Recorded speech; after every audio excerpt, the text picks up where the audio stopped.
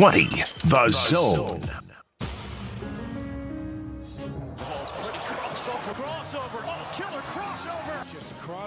It just crossed him over nastily. Another victim to the crossovers. Cross him up and sit him down. The crossover is powered by Everlevel Concrete Repair in Omaha at everlevelconcrete.com. Josh, John, how you doing, guys? John, great. What's up? I'm good too, John. Wow. Oh, how you doing, Nick? Sorry. Mm. That is really rude of me, and I'm very sorry. I apologize. Hi, Nick. What's How up? are you? I'm good. We know you're here. Yeah. So we see you. it's that time feel of you. year when I'm very tired of talking about football, and I just want to watch the football now. Yeah? You've officially it's reached like the that point. last 2 weeks, week and a half before the games start. Sure. We've talked about all the things. We've broken down all the things. We've said all the words. You're trying to come up with a different way Yeah. to say the same thing again? Right. Can we how many ways can we break down the running back room? Mm. Who's the dark know what? horse in the running back room? Now, John was gone for this, but shout outs to Manji. I borrowed some of his great stats on Monday's show that him and I were messaging about. And what he found in relation to the running back, I will read this to you too, Okay, because read it to neither of you two were here with me when I did this on Monday. Let me pull it up on my. I don't remember if it was on the Unsportsmanlike Conduct or the Connor Happer version. Okay, here it was, Happer version of the show. Gabe Ervin, Ramir Johnson. They've played a combined 8 seasons of football at Nebraska, which is also hilarious. Yes. And there's just one season in which either player rushed for more than 200 yards in a season. Yeah. One time. Yeah. In 8 seasons. They also just have 9 combined rushing touchdowns in 8 years. Those two running backs do. Yeah. Now, so that's pretty wild. This one I thought was even crazier, though. Nebraska running backs have a combined 374 carries at the FBS level, but just one has gone for more than 30 yards. Ramir Johnson in garbage time last year versus Colorado had a 44-yard carry. It's amazing. Again, garbage time. Otherwise, the other 373 carries, none have gone for longer than 30 yards. We're going to need a 30 for 30 on the ineptitude of Nebraska's running backs. So there you go. You wanted a new way to talk about the running backs? There you go. That was Talk the about best. how bad they've That was been. the best representation I have seen yet about how bad the running backs They have been. Yeah, they have been. Let's just say they've been bad. Yes, I would Not agree. mediocre, bad. Bad. B-A-D, bad. Especially if you compare it to what it used to be. And I get it. You know, teams don't run the ball as much as Nebraska used to run the ball. But there are 2 things that Nebraska used to do really well on a football field that they have either not done well in a while or have just been painfully inconsistent. And that's running the ball, running backs running the ball, and punt returns. Yeah, you had a punt They used to be returns elite thing, at yeah. both, and now they are very far removed. I just saw the clip today of the Nate Swift punt return in the fourth quarter. Look, it's against Virginia Tech. Oh, man, I haven't seen that punt return in forever. It's so good. Did it show up on Twitter randomly? Yeah, it was like one of those Husk guys or random Huskers things. And I'm going to go watch that punt return Yeah. now. Us guys who are actual I don't guys. remember that punt return. It made it a 3-point game yeah, late. it was 28-17. before and Swift made it 28-24. But it was before Bo got the penalty. Before Yeah. Sue and Bo Sue got and Bo got a penalties. 30-yard penalty. Yeah. In the end. Wow. Here it is, John. It's really good. 28-17, 8:05 to I mean, go. I was at this game. Yeah. It's amazing how many of Look these at that. moments I flushed out of my mind. Look at that. Nice. Look It at was you, good. Nate. It was very good. Yeah. YouTube user in the YouTube chat Yeah. Hello, YouTube user. says, "Sports in the crossover. How dare you? What gives?" Your co-host did this to us last week Oh, That's yeah. true. with Jack. He what did he ask him, Nick? He asked him about like the defense, I think. Yeah, Just right away. a random lineman question. Okay. We're like 2 seconds into the crossover, and he's like, "Hey, let me ask you about the defensive line." Because he had heard Caleb Henry's practice report. That's what it was. Yeah. He heard a Oh. commercial. right before we went on air. Unhinged random question from Jimmy. Classic Jimmy. You got to love him, though. Yeah. Oh yeah, for sure. Just non sequitur Jimmy is what I want Yeah. to start calling Yeah, it Non now. sequitur Jimmy. Okay. If you don't want to talk about sports in the cross. No, I'm fine with it. So I went to a concert on Monday. Okay. I I skipped out. I didn't do my show in the evening. Who'd you see? I saw Ben Nichols of Lucero at the Zoo Bar in Lincoln. Unfamiliar. Those are all Wow. words except Zubar That's that I don't amazing. recognize. I know. I'm sorry. Yeah, I mean, So and I don't recognize it. Not surprised that he doesn't Mhm. recognize it. Very yeah, surprised. Lucero's like my all-time favorite band. They're sort of like a punk country outfit from Memphis. Oh, that sounds cool. yeah. I have not been to the Zubar in a very long time. It's interesting. It was the first time I'd ever been there. So does it still just kind of have Yeah. that rundown? Yep. vibe? It's a dive bar with Okay. a stage crammed in Yeah. by the bathrooms. The Cram Boys. The Cram Boys. I love dive bars. Yeah, they're Um, great. It's my favorite bar. We sat at Kind a of bar. table like 10 feet from the stage and watched like one of my all-time favorite musicians just do a solo set. Oh, It was that's amazing. fun. I love that for you. It was fun. Everyone So should do that. is there like what like musician, maybe like not a big act, is there a musician like small time that you would skip out of work to go see at a dive bar? Oh. Hmm. Do you See, have I'm a guy? no longer of music. Mm. Yes, Josh would go. Josh would go to a Podcast. dive bar to watch Stuart Mandel eat his lunch Okay. So and have a conversation Simmons, John. about Northwestern's third Simmons. string Oh, quarterback. that sounds terrible. What a horrible lunch that would be. well, that's kind of what you do, don't you? no, I skip that pod a lot of the time. It's the Bill Simmons pod that I'd go watch Bill live. That sounds awesome. Yeah, that sounds great. Hell So yeah. as long as I What had up, as Bill? long as I had a shovel and a place to bury him. Whoa, are Whoa. you just threatened to murder Bill Simmons? No, just bury him. Oh, okay. Just up to his neck. Yeah, like in the sand. Okay. And then As a kids joke. and then kids. can Okay, come so and he's kick still sand in alive. his He's face. still alive. Sure. Okay. All right. Well, that's good. John's not advocating for murder. Yeah. Nick.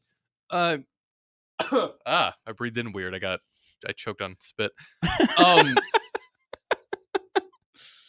My girlfriend introduced me to a band that she has seen a few times at dive bars that I would like to see called Red Rum Club. Red Rum.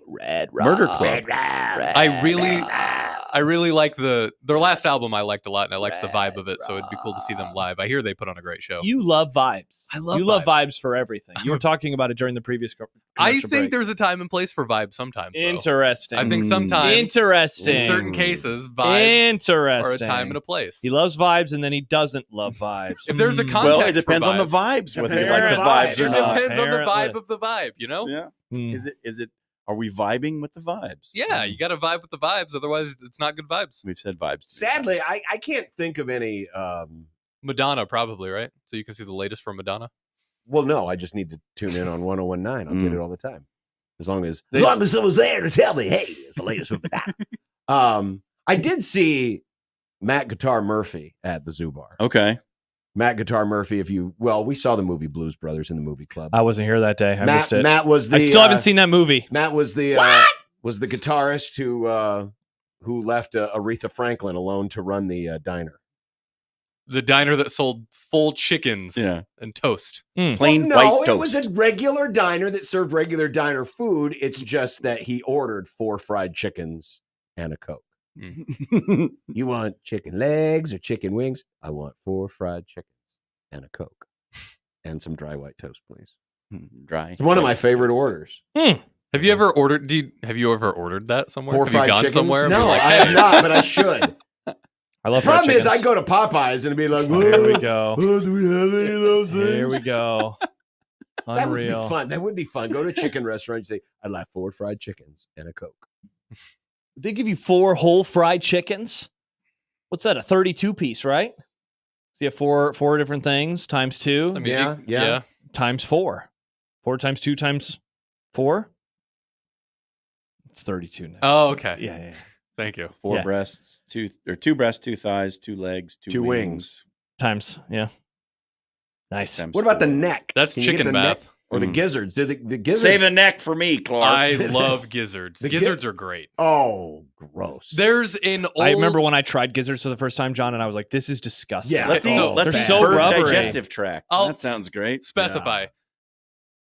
There was this old bar and grill in Gray, Iowa, a town of maybe 150 Okay. that some family friends used to own, and they had the best gizzards, I swear, in Iowa. Because then I'd try to get gizzards after they shut down, and they suck. So I guess gizzards are It good is like from that specific place when it existed. fried gizzards are like old farm guy food. Oh, big time. Yeah. Oh, big time. Yeah. The old farm guys, like my granddad loved him a basket of gizzards. Well, it's like When mom would make fried chicken, and this is back when, she would buy the whole chicken and then do the dissecting of the parts. Chop it up. Yeah. And there would always be the gizzards. Mm-hmm. And Dad would be the only one to eat them. Yep. I think gizzards are the rhubarb of meat, right? It's like a Poll question.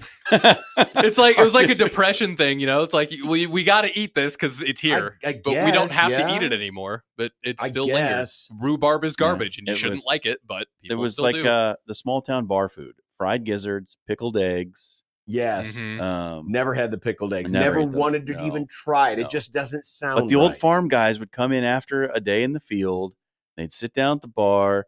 And they'd order an old Milwaukee and a pickled egg. Yes. That's what they did. Yes. Old farm. How do we keep doing this? Pickled eggs came up the other day. Did they? Yeah, the day you were gone. Oh, Ever since Happer has disappeared, we end up talking about the same weird. things, Pickled but in eggs. completely different Mhm. contexts. weird. We remember the couple weeks ago, it was MySpace. Uh-huh. MySpace kept coming up for some Yeah. reason. Mhm. Yeah, but yeah, I am no thank you. I've never tried a pickled egg, and I love pickles Mm. and eggs. Old farm guys love cholesterol. Is all this Dude. is. Is that what it is? Absolutely. Full question. Oh, Do old absolutely. farmers love cholesterol? Yeah. Absolutely, they love the cholesterol. Yeah. Interesting. Big time. But yeah, I could never do the And gizzard. livers, chicken livers, And too. livers. Mm-hmm. I don't know if I've had chicken livers. My dad loves liver. Really? It's a problem. There's been like growing up, there'd be nights where dad dinner would be like, oh, here, we'll just do, Liver and onions. well, not liver and onions, but he'll do like meat and cheese and crackers. Like, Mm. oh, that's dinner tonight. Oh, cool. But then he'd have Braunschweiger and like Ooh. liver. That's what I was- Braunschweiger. So my granddad loved Braunschweiger and got me on it when I was a kid. Like Can't do just it. some Ritz crackers with a little Oh, smear of Braunschweiger. My dad on it. loves it. I can't do it. That's like a German heritage thing. Oh, Sure yeah, it is. is. It is because my dad used to eat Braunschweiger all the time. Yep. Riley says I'd be gizzards are the rhubarb of meat, but to the tune of ham is the water of meat. Gizzards Too are many the si- rhubarb of meat. Too many syllables. Yeah, it is. It's one too many syllables. Yeah. Ham is the water of meats. That's a Gizzards terrible are take by the Jack. water, Mitchell, by the yeah. way. Yeah, it's It is a bad take. it's a lot of syllables. It's one too many. yeah. One too many. Oof. Yeah. Ham is like elite sandwich meat. I still Well, like yeah. turkey I more. mean, it's. I mean, that's what it's best for. A ham steak, though? You don't like a ham steak? Oh, I will. I will have a ham steak. I like ham off the bone. But like if I were to go to someone's house that doesn't have ham off the bone or we're having ham, it's just like going to be a lesser ham. You don't like the unholy, compressed, congealed ham block? No. Ground up ham My block? grandpa, though, for holidays, he'll do ham and we'll cut it A off roast the bone. ham. And it's Yeah. very It's good, very especially you good. get it really close to that bone. It's really juicy. Put some pineapple, cook it with some pineapple. Oh, Nick, no. Savory and sweet. Get that crap out of here, bro. So you've just never had a glazed ham? No, I don't like it. I don't See, want I it don't that like the way. honey ham either. Same. I want accidentally- smoked ham. I remember I bought honey ham for sandwich meat one time, and I was like, ugh, I made a huge Nah. mistake. Smoked or Black Forest. Let's Yeah. go. Oh, I like the honey ham. No. Honey ham? Or, Ham's or pretty get a good. nice like a so what do they call it? A cherry chutney or some kind, instead of pineapple. Oh, Mm. yeah. That's very good too. Yeah, ham is a very versatile meat. Ham is ham the most versatile meat? It's up there. I think it's just pork in general. Well, yeah, pork in general, but yes, ham definitely helps. Definitely helps. But yes, you're right. It's well, think about it, because you've got the different styles of ham. You got the prosciutto, you got the gabagool. Capicola. Yeah. which John's is just gabagool. listing words he's heard on The Sopranos. You're damn right. And it's delicious. It looks great. Tony would get in there every morning. You could tell when Tony was having a bad day. He'd reach in and he'd always be frustrated. He'd open up the white wrapper. He'd just start peeling off slices of gabagool and just stuff it in his mouth. By the way, not to get things back to sports, but it's been a rough 24 hours for the Minnesota Vikings. Has been. Oh, now what? Well, Matthew Collar, friend of the Grum, I believe, right? From ESPN 1500 Who's up he there. calling? I think you're right. Damn it, Nick. I'm going to read two tweets in succession. Jordan Addison just went down on the sideline holding his leg. They're helping him up. Two people assisting him to walk off as he hobbles. Adds, the cart now coming out to take Jordan Addison back to the locker room. Whoa. Yikes. Not great. Don't let him drive the cart. Not great. Yeah. Not That's all right. You don't want to surround Sam Darnold with talent. no. Be the last thing you You want. just want Sam to cook by himself. Yeah. Sam does not need sous Cook chefs. the gabagool. Yeah. Just let it. Just give him the utensils and this oven and let him go. Mm. Just let him go. What a cursed career that man has had. Do you remember? Cursed franchise Well, those fans have had? Uh, Do you remember the ESPN graphic of him when he was sick? He missed the game because he was Yes. sick, and they did a whole graphic, and it just said Mononucleosis. Yeah. Where he's pointing at the camera. Have you ever seen this, Nick? No, I Nick, Google haven't. Sam Darnold mononucleosis. yeah. It turned into It turned into memes. because somebody got a hold of the raw copy and you could You could input create your own. whatever I you created wanted. so to. many of them. That was I awesome. made so many of them. Sam. Yeah. That's great. Venmo Yeah. Chris texts us, dudes talking about meat and bones. Love it. Hell yeah. Dudes just love sitting around talking about meat and bones. Yep. Listen, guys will always just start naming things. Oh. We just named different types of ham. Yep. It's like that theory where all the sea creatures turn into a crab. Dudes will just always name things. Yeah. Yeah. Dudes love to It name is. things. That's what we do, man. Mm-hmm. Wow, Jordan Addison. God, that was so sad for the Vikings fans. Mononucleosis. My youngest brother is a Vikings fan, and he's not handled the news of the last couple of days very well. Well, Why? this is not going to JJ go McCarthy well. wasn't going to start anyway. Well, eventually, he wasn't going to start at the beginning of the season. I think he was I going to don't be a think he was gonna starter. start at I don't know. all. I think he was going to start in October. I don't Or know. you think it He would might have been? started from the You the think so? jump. I think it would have been Arnold Darnold at the beginning. Arnold Darnold. Mm-hmm. Yeah. I think so. Mononucleosis. Jay Skurtat says someone needs to perform a wellness check on Schaefer. Yeah, the worst part of all of this is that we don't get to talk to Mike today No, because he's on vacation. He's gone. I think he had a Coors Light or a Coors this week, Mm. so he'll probably need a few more. Well, you could be a fan of the Washington Commanders. Yeah, that's a bummer. At for least you have really cool uniforms. Oh no, they No, don't. you do Nick, not. They literally do not have that. I love the black uniform. You have a quarterback that's that can cool. run around Thank you. really They're really fast, cool. though. That could be fun. Yeah, so He's somebody, fast, but somebody he's so called skinny. in on Happer today and was like, "Hey, John, I don't Skinny. know your NFL team, but give me a breakdown of what you think your favorite team is going to do this year Oh. in Tweetbag." Great topic. And I was like, "Okay, well, it's the Washington Commanders, and we have Jaden Daniels and we have Terry McLaurin Yeah, yeah, and Brian Robinson, yeah. and we traded away our two best defensive players at the end of last season. So who knows?" Good Dan news Quinn. is you play in a bad division. Great division. Like- Is like he I still said- going to wear a backwards hat? That's what I I'm want to sure see. Is he he going to be will. the first Yeah, head yeah. coach to wear a backwards hat during games? Oh, that'd be fun. Mike He's- Tice used to wear a backwards hat, didn't he? Did he? I always thought he was a front hat guy. I don't know. Like in 'Cause he always practice, had the pencil tucked in. Did he have a forwards hat or backwards I think in hat? games he always Okay. wore it forwards. Yeah. It's like a president and beards. They don't have beards anymore. The last POTUS with a beard was We looked this up. We did look it's this a up. long time ago. It wasn't Teddy, was it? No, He just had Teddy the stash, Teddy right? just had a That's still mustache. facial hair. Was it I know Oh, beard. yours I'm talking about a beard. beard. Is it Van Buren? Garfield had a beard. Last Didn't president thought he had a mustache. with a beard. Wow, there's even a wiki he? Yeah. list of presidents with facial hair. Amazing. Why does it list Harry Truman? Well, it's in the name. Yeah, but he did not have a beard. Did, Well, he have, a they did little, say did he have a little military mustache at one point? Ben Harrison. Benjamin Harrison. Ben Harrison. I always forget about him. He was the sandwiched in between 23rd Grover Cleveland twice. Look at old Yeah. Ben.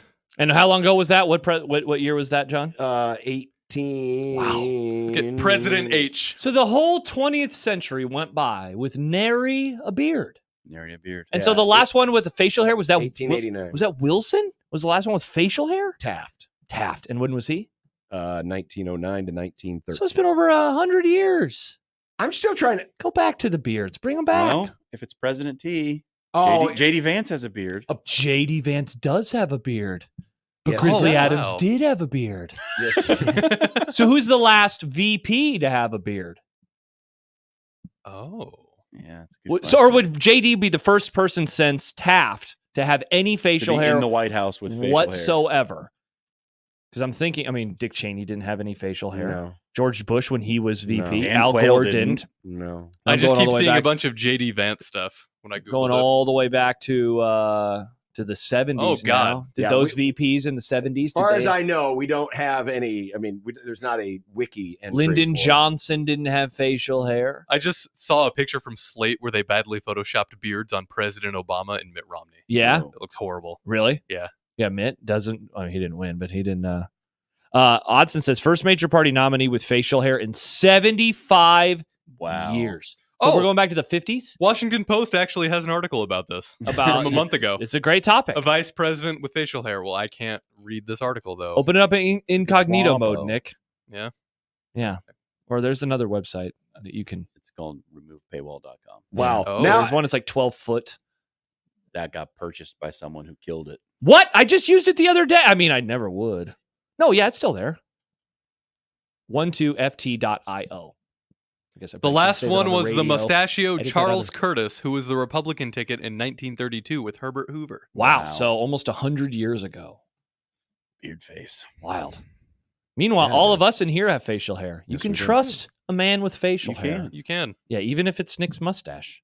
I say that. Which a lot John, of people if it's like Nick's the mustache. mustache. John doesn't agree with that take. I've John threatened, says bring back the beard. I've threatened to shave off the mustache, and people are like, "No, Nick, please do keep they the say mustache." Do they say that? Big, strong men with Big- tears in their eyes. Big beefy men come up to you. Like, Nick, please keep the mustache, Nick. Interesting. Weightlifters. Interesting. Chance, by the way, call back to Mike Schaefer. He says, "Do Lions fans get to have an I don't feel sorry for you rant?" in fairness, that Equal time, the fairness doctrine. We're going to bring it back to the Grum. Yeah. You know, I just realized something as we were talking about presidents and facial hair. Yeah. If Donald J had Mr. facial J. hair, Would he comb it over? He could almost pull off a Santa Claus look. You think so? Well, he's kind of got the gingerish locks Mm-hmm. that would turn white, and he's certainly, I mean, despite what it might be listed on his driver's John, he weighs like license, 160. I think physically he could match the Wait. size of Santa Claus. So you're claiming President T as a fellow ginger? He is. Is he? Well, What color is his hair? Blonde. Is it? Yeah. Donald Trump young. Sort of like. It's like not- what color is that an hair? old it's the color of an old straw bale. It's that's a good question. Because I'm trying now to flash back to what he looked like as a youth. They have it listed on Google as. It's like a reddish. So he brown. does use a hair dye. No kidding. Yeah. What? He is gray, but he colors his hair. But gosh, everything in here, there's nothing about the actual color. I just want to know what the color of his hair is. Blonde. It's listed as blonde. Well, that's an Amazon Donald Trump hair. I guess Nick wins. Blonde. I guess Nick wins. Very blonde. Congratulations, Nick. Hmm. That's good. Well, I think we've sufficiently killed the crossover. Well, no. Well, as you say goodbye, Otson says Happy New Year. We haven't had a Happy New Year we in a haven't while. had What a do we Happy think New about Year. this one, John? Ooh, yeah. Little sports heavy, but it turned into hair color and and meats. and chicken meat math, and meats. Yeah. bones. Yeah. Also, it's a great marking of time because Vikings Yeah. fans will hear this in a few months and say, "Oh, that was a remember horrible when J.J. day." McCarthy When got Jordan Addison got knocked out for the whole year, the Well, day after or it'll JJ sound- got knocked out the whole year. Or it'll sound really good to Vikings fans at the end of December when this plays back and they're 12-2. They're 15-2 Whew! because Sam Darnold has had a Kurt Warner-esque type, Mm. rejuvenation to his career. So if we're doing Happy New Year, how you guys feeling about that first season of Dylan Raiola? It's starting quarterback in Nebraska. They went 7-5 and had a great year. I can't believe that he grew a beard and his hair was blonde. I'm just glad that they're going to the Pop-Tarts Bowl.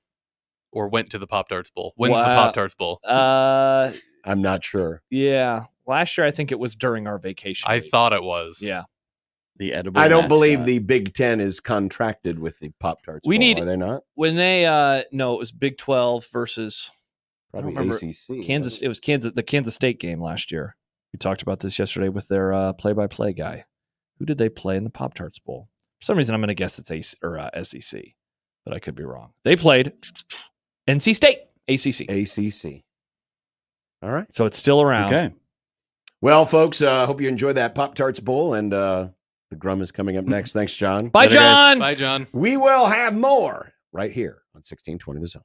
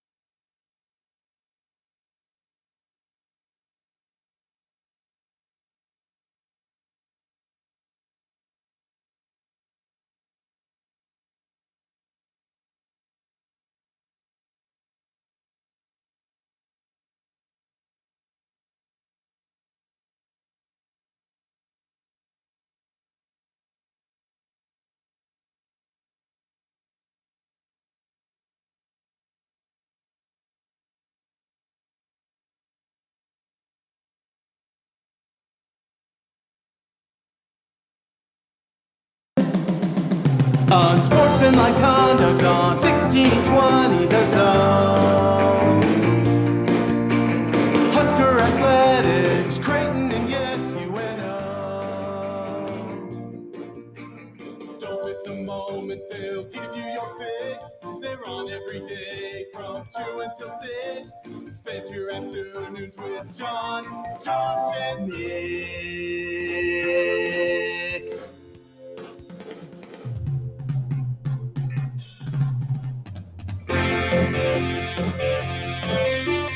John, Josh, and Nick. They'll show you what sports talk really is. Oh, what a play there by that Oh, would little you second baseman. That little twerp. You're grounded, mister. Well, I mean, Go to your room. he's not grounded. Made a great play in the field. You should be grounded. Saved a run there for whichever team he's playing for. Unsportsmanlike conduct on 1620 The Zone. Husker Athletics, Creighton, and yes, UNO. Guess that would be New Hampshire. It's the worst. It's the worst week of the season. We have reached peak worst. It's little time. It's the worst week of the whole year, John. I'd rather go to the week after the Super Bowl when I'm sad that football's going to be gone than go to this stupid week.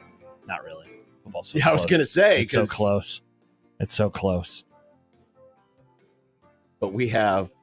Here's my question. With school starting earlier and earlier and earlier, like Oh. Lincoln went back yesterday. I saw photos of my friends as children who are going to school.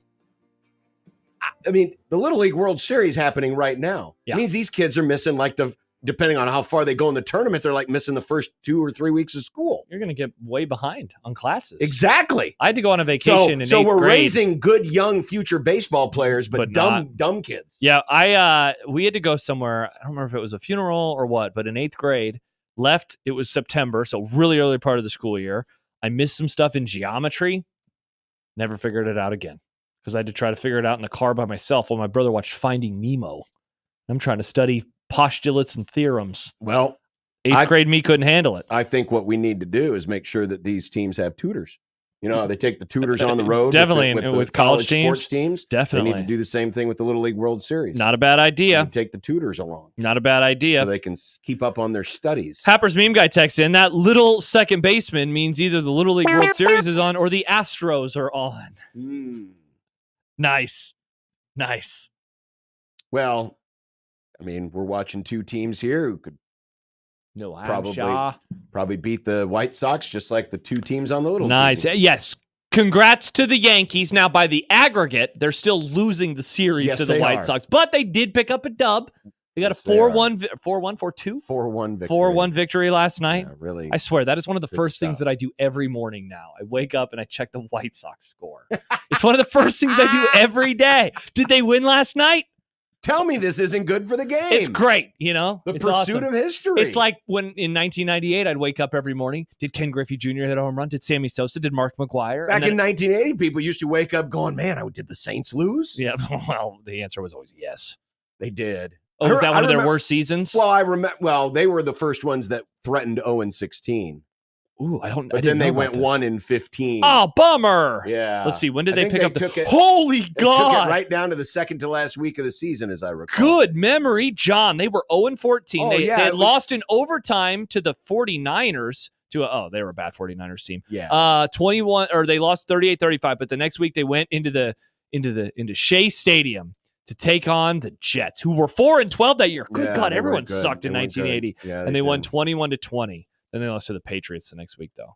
Let's see. Did they play our teams that year? Well, of course they played your team. You guys were in the same division at the time. 45-31. Wow, the over definitely hit that day. They also lost 27-7. As I recall, Yikes. the 40, Was that the bag over the 40? Yes, those are the fans that introduced the bags over the head. behind the bag? As I recall, that 38-35 loss to the 49ers, they choked a big lead. Oh, really? If I'm remembering that right. There's no That they had- box that score they on had- this that they had a page. big lead, and that I think it was one of Joe Montana's first coming out moments in the NFL. Oh, really? Because the next year is when they won the year's Super when they Bowl, won right? the Super Bowl. They were down 35-7. Yeah, Oh, man. and they came back and won. Poor Michael. I wonder if he's listening right now. Poor Michael. He would have been a young boy. Yeah, it was Wow. it was a bad time. Wow. There was a game that day. I just opened up the thing, and on Pro Football Reference has the scores from every other game that weekend. The Houston Oilers beat the Pittsburgh Steelers 6-0. Well, the Bears beat the Packers 61-7. That has to be a scoregami. Whoa. Yeah. There's no way that isn't. My Cowboys won 19-13. Let's see, where are the Rams at here, John? They would have played, right? They wouldn't have had an idle week that late in the season. They didn't have bye weeks. Oh, here it is. They don't have them listed as LAR. They have them just listed as Ram. They lost in overtime to the Bills 10-7. Jerks. Yeah, those monsters. Wow. All right, there you go. That's some 1980 NFL. 1980 NFL. Who won the Super Bowl that year? That was the Raiders. They beat the Eagles. That was the Raiders. Oh, the Eagles beat the Cowboys in the NFC title game? Man, Yep. That wouldn't go over well in my household today. I would be so distraught. That'd be among the worst things that can happen in the sports universe. That. I'd rather just never play in the playoffs unless Dallas, you can guarantee that they win. Otherwise, no thank you. Yeah. I've been thinking lately about how stressful things are about to get in our house. We're having a great time. It's almost our wedding anniversary. Why is it going to be as stressful? Because I mean, I guess both teams are going to Two suck. teams suck. All right, well, Division sucks. I guess that's true. It's You still, know? they play twice a year. Dallas has Both never coaches will probably be fired at the end of the season. Since we've or been in a before. relationship, the Eagles have never gone 2-0 versus the Cowboys in the season. Only 1-1 is their best. Dallas has gone 2-0 versus them a couple times though. So we'll see. It's time for the Grum Down presented by the referees. Grum Down! John Higgins weather card. Will Nebraska make punt returns great again? Bah! Why would you say that, John? I don't know. Good one. 25 teams today. Hotty toddy. Oh, Ole Miss. well, can we confirm that Nick is going to actually have the guest on the show, John? Well, we'll find out. Otherwise, we'll be I down hope to so. 22 teams and 25 Ah! drums. AP Top 10. This is a fun exercise because it's been a consistent in this decade. Yep.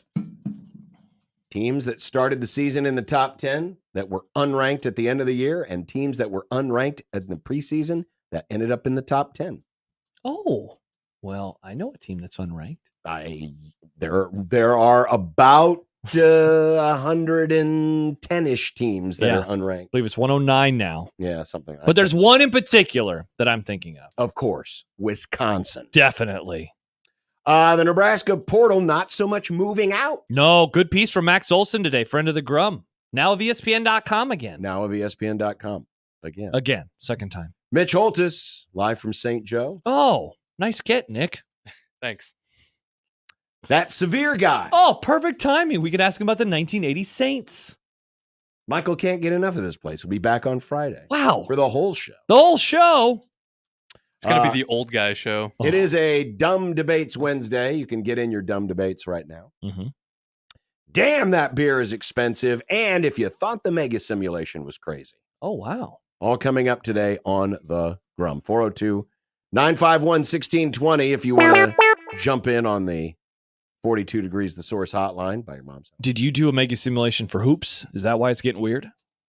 I did not do a mega simulation for hoops. Thank God. I don't want to talk college basketball in August. I'm not going to do Or a mega- November. I'm not going to do Or a mega March. simulation for hoops. January. Name all the months. I'm not going to do a mega simulation. What about for hoops. February? Nah. Super Bowl, Nick. Got to talk about the Super Bowl. Until it's in March. Yes. I believe it's in New Orleans this year, this season. Is believe. it? I think so. What is it? This is Super Bowl 60, right? No, No, this is 59. 59. Super Bowl 59. I think I it's in honestly New don't Orleans. know. Let's look it up.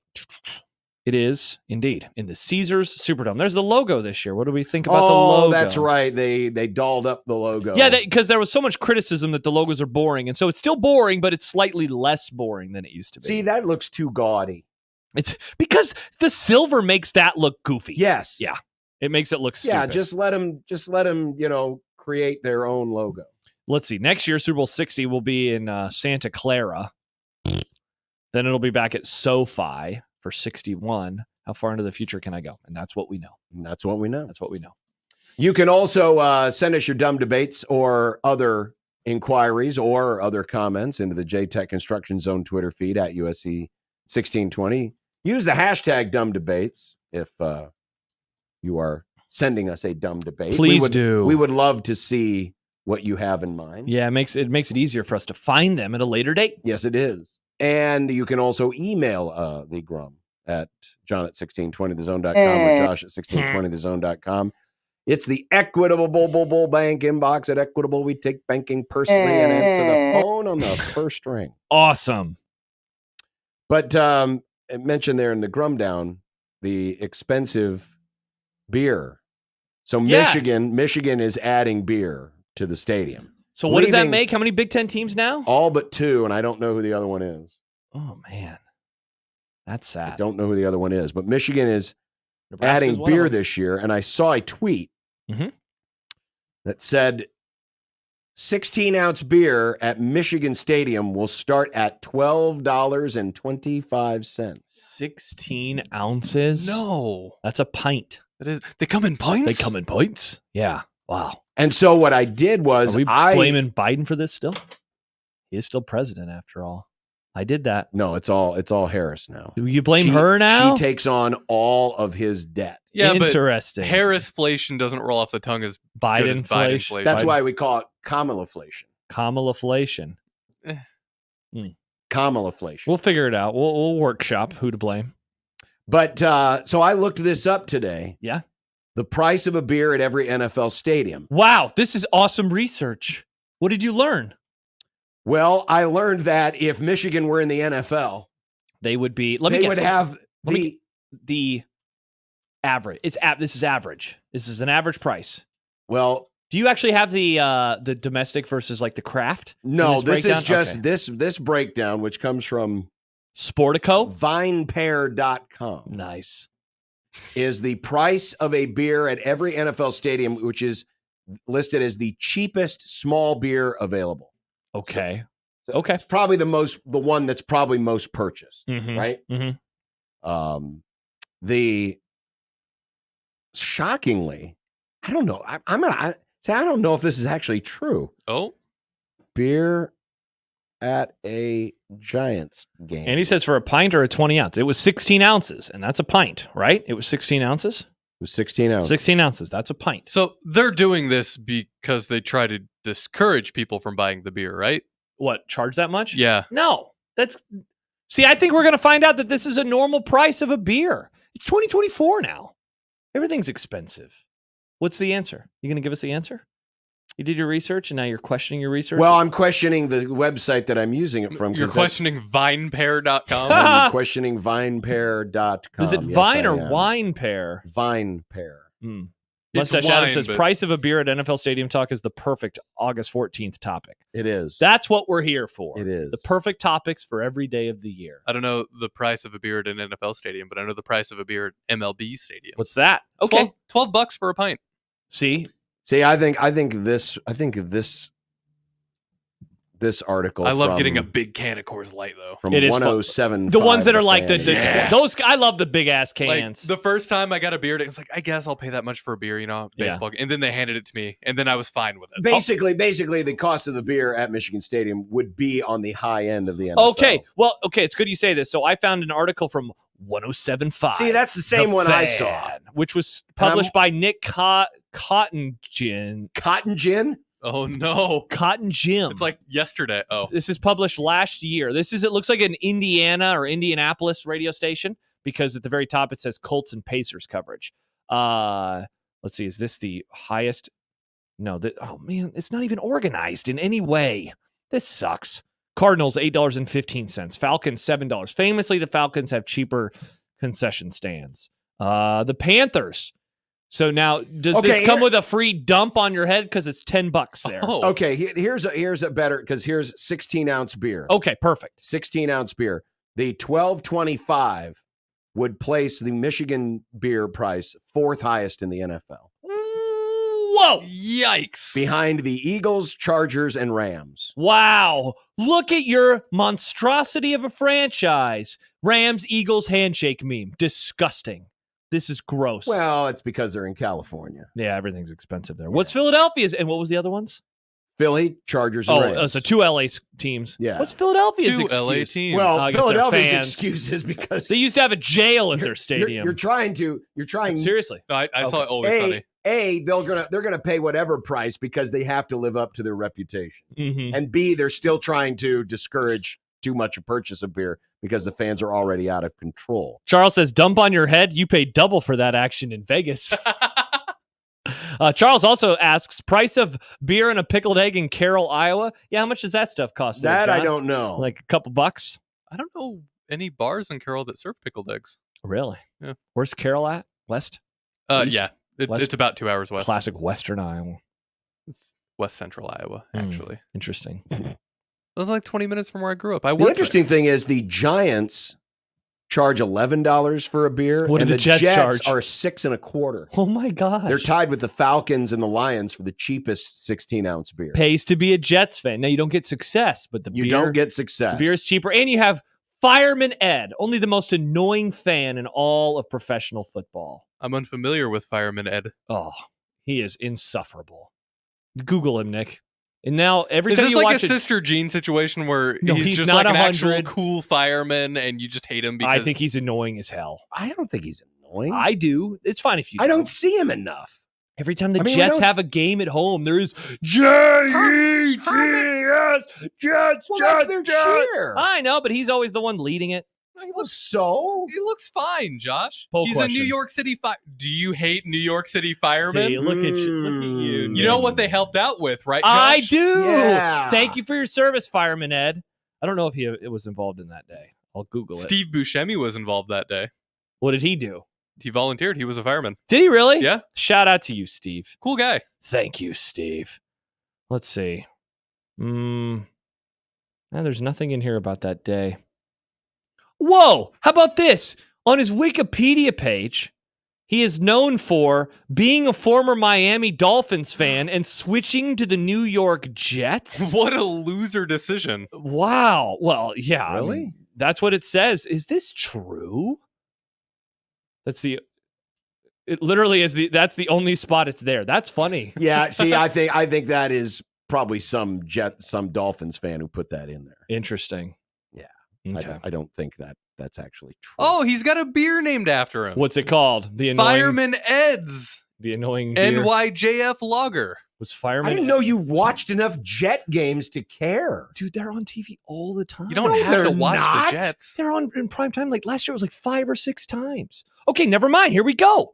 From a website called athletespeakers.com to book Fireman Ed. Fireman Ed was not always a Jets fan. Until the age of 10, he was a Miami Dolphins fan. How about that? Okay, the age of 10. Yeah. That's a long time Here's ago. a thread on Reddit. r/NY Jets. Fireman Ed the fraud. Frauderman Ed. Yep, indeed. He was 10. Yeah, no, you're 10. You're fine. You can do that when you're 10. What are you, 10? Yeah. Okay. It's not so bad. You can't ask a 10-year-old to commit to anything. Dolphins top fan rips Fireman Ed. You're a disgrace, man, says an NBC Sports story from 2012. Do they know that he was 10? Big Papa Pump, a Dolphins super fan, said that about Big him. Papa Pump, Scott Steiner. That's what Big Papa Pump told 790 The Ticket in Miami he'd never quit on his team and doesn't respect a fan who would. If you're stepping down because of what you see, getting your butt whooped week in and week out, and you haven't been to the Super Bowl since Super Bowl III, that is a wuss. That is a wuss. You don't back out on your team like that. That's something you don't do. You don't step down from being a super fan. You don't do that. Fireman Ed, you're a disgrace, man. Oh, I found a picture of Big Papa Pump. Yeah? Yeah, look at It him. looks exactly like you would expect He's wearing a Tua jersey. Big Papa Pump to look. Big Papa Pump shout out to Dolphins fans. There you go. Okay. Wow. You want to talk about a topic I did not think we would get into No, today. I was not expecting that either. Mm-hmm. Not at all. Mustache Adam says if Fireman Ed was Cowboys Ed yelling "Yeehaw" at Cowboys games, Josh would love him. Wrong. There's that annoying Cowboys fan who wears the stupid helmet. Have you seen this man, Nick? No, I don't Google- watch Cowboys games. They're on all the time. Google Cowboys Yes, they're fan. on all the time. We're polluted by it. Google Cowboys fan giant helmet. I hate this man. No, I lied. I did watch a Cowboys game. It was Christmas Eve Okay, last come year. on. Google Cowboys fan giant helmet, Nick. You'll see my least favorite of all of the Cowboys they're all fans. goobers. Look at this stupid ass human being. Look at this guy. I wear a huge helmet like a loser.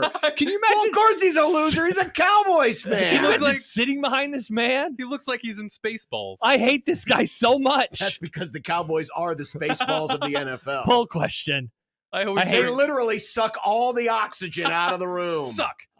I hate that guy so much. He is so Mustache Adam. You're wrong. You're wrong.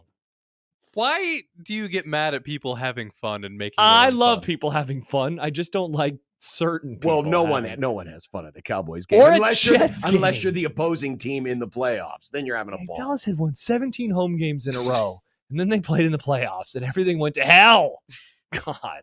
Yeah, because their fans wear cheese on their heads, not a big, giant, dopey, half cut off, oversized ping pong ball. Hey, look at me! That's what you I'll get for put a wanting. star on here. Do, do, do, do, do. That's what you get for wanting to host a playoff game, Josh. I shouldn't have done the chant.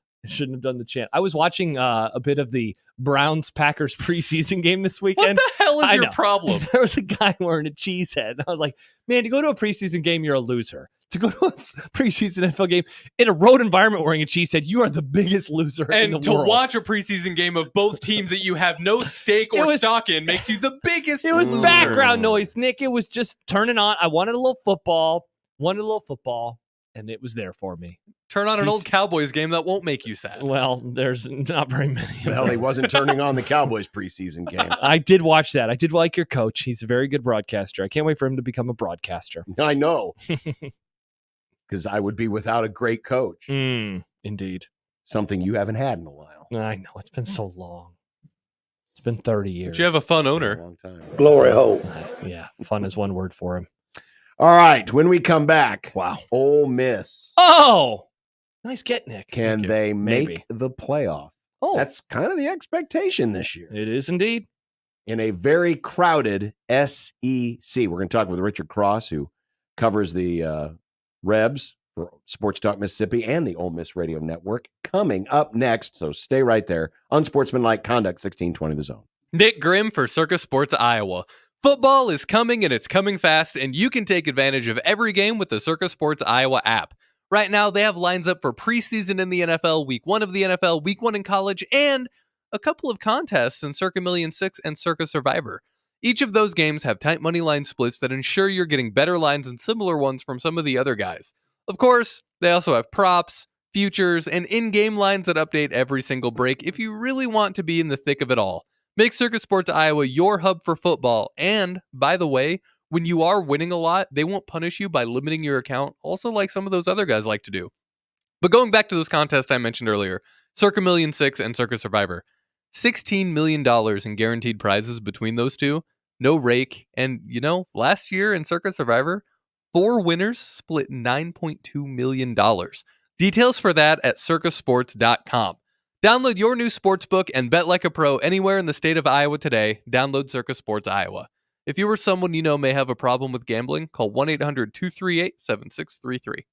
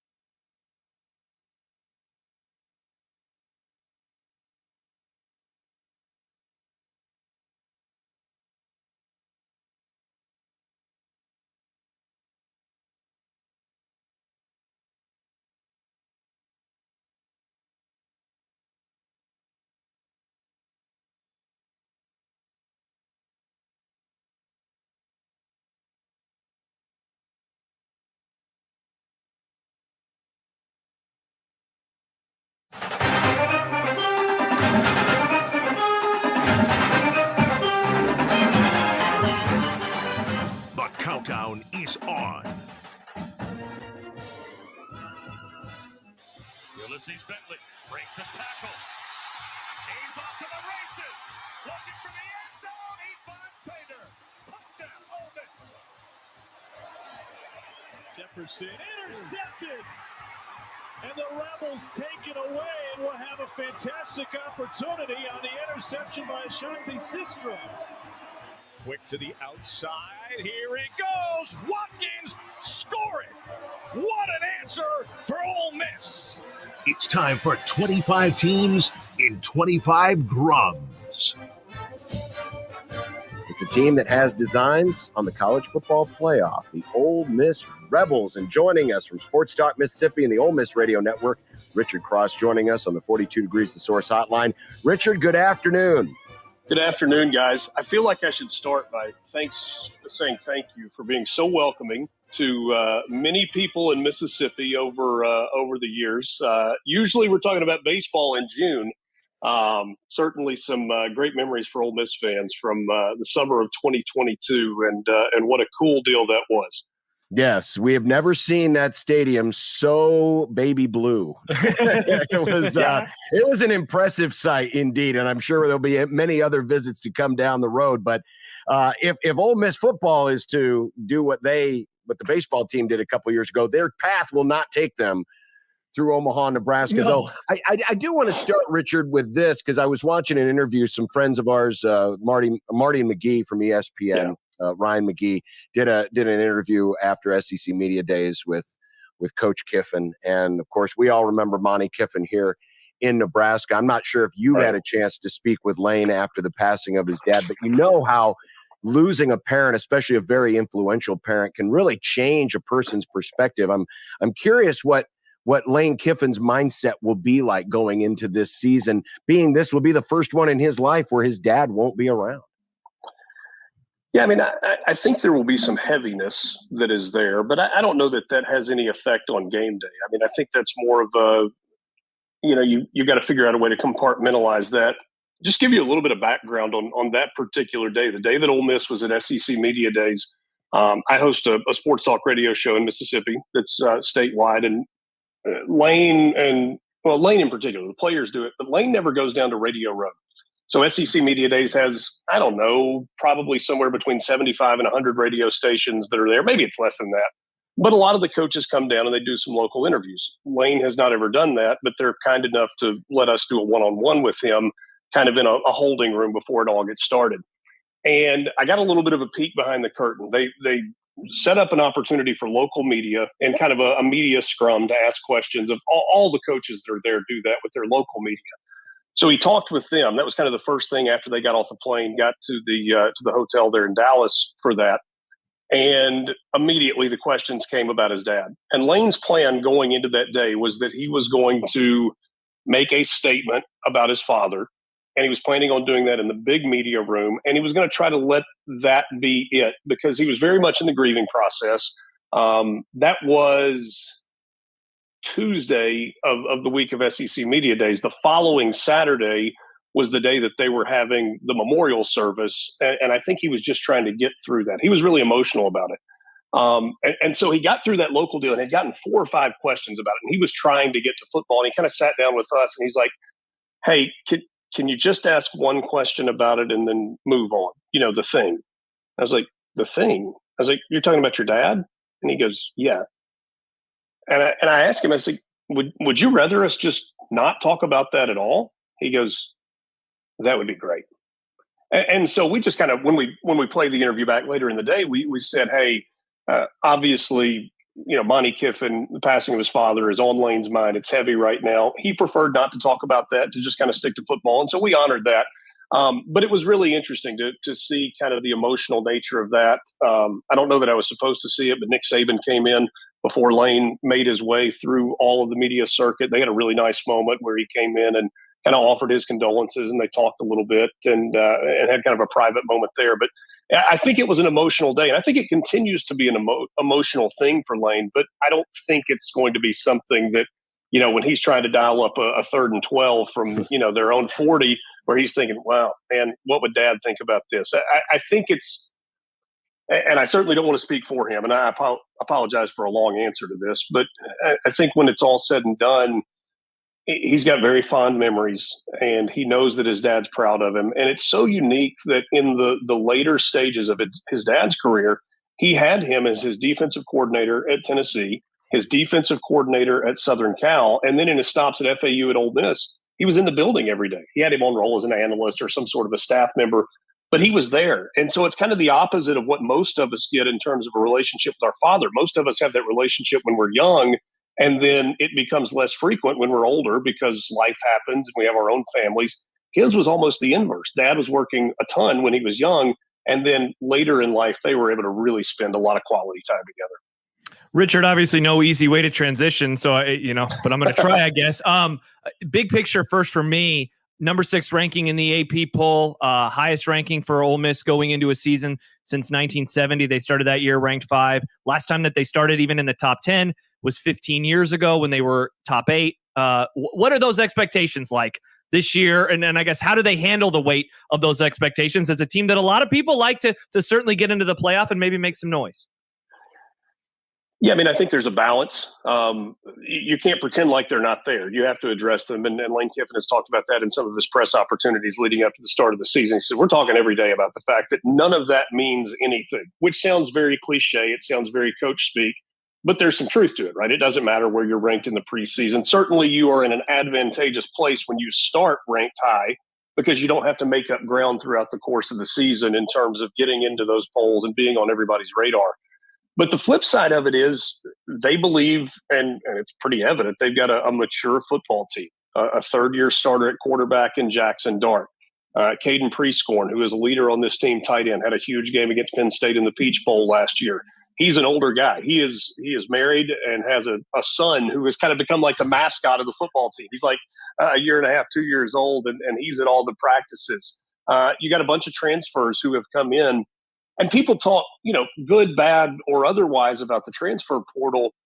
But most guys, when they are transferring, they're trying to go to a spot they can win, right? Different guys have different reasons. And so if you're talking about a Walter Nolan, we could call it a contract year for him, right? He's eligible for the draft this year. Princely Umanmielen, who comes in from Florida, he's draft eligible this year. And so these guys need this to be a good year. They need the tape that is there on them, the stuff that scouts see when they come to practice, when they watch games. They need all of that to be good.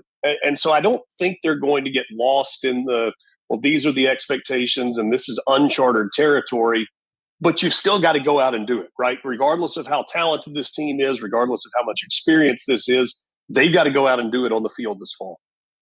Talking with Richard Cross, Sports Talk Mississippi, Ole Miss Radio Network. We preview the Rebels in 25 teams and 25 grums.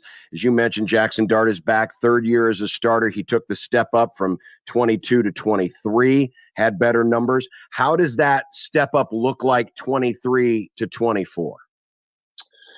I mean, I think more than anything, it has to do with decision-making and, level of comfort within the offense. Charlie Weiss Jr. is the offensive coordinator. He and Lane worked primarily with Jackson Dart.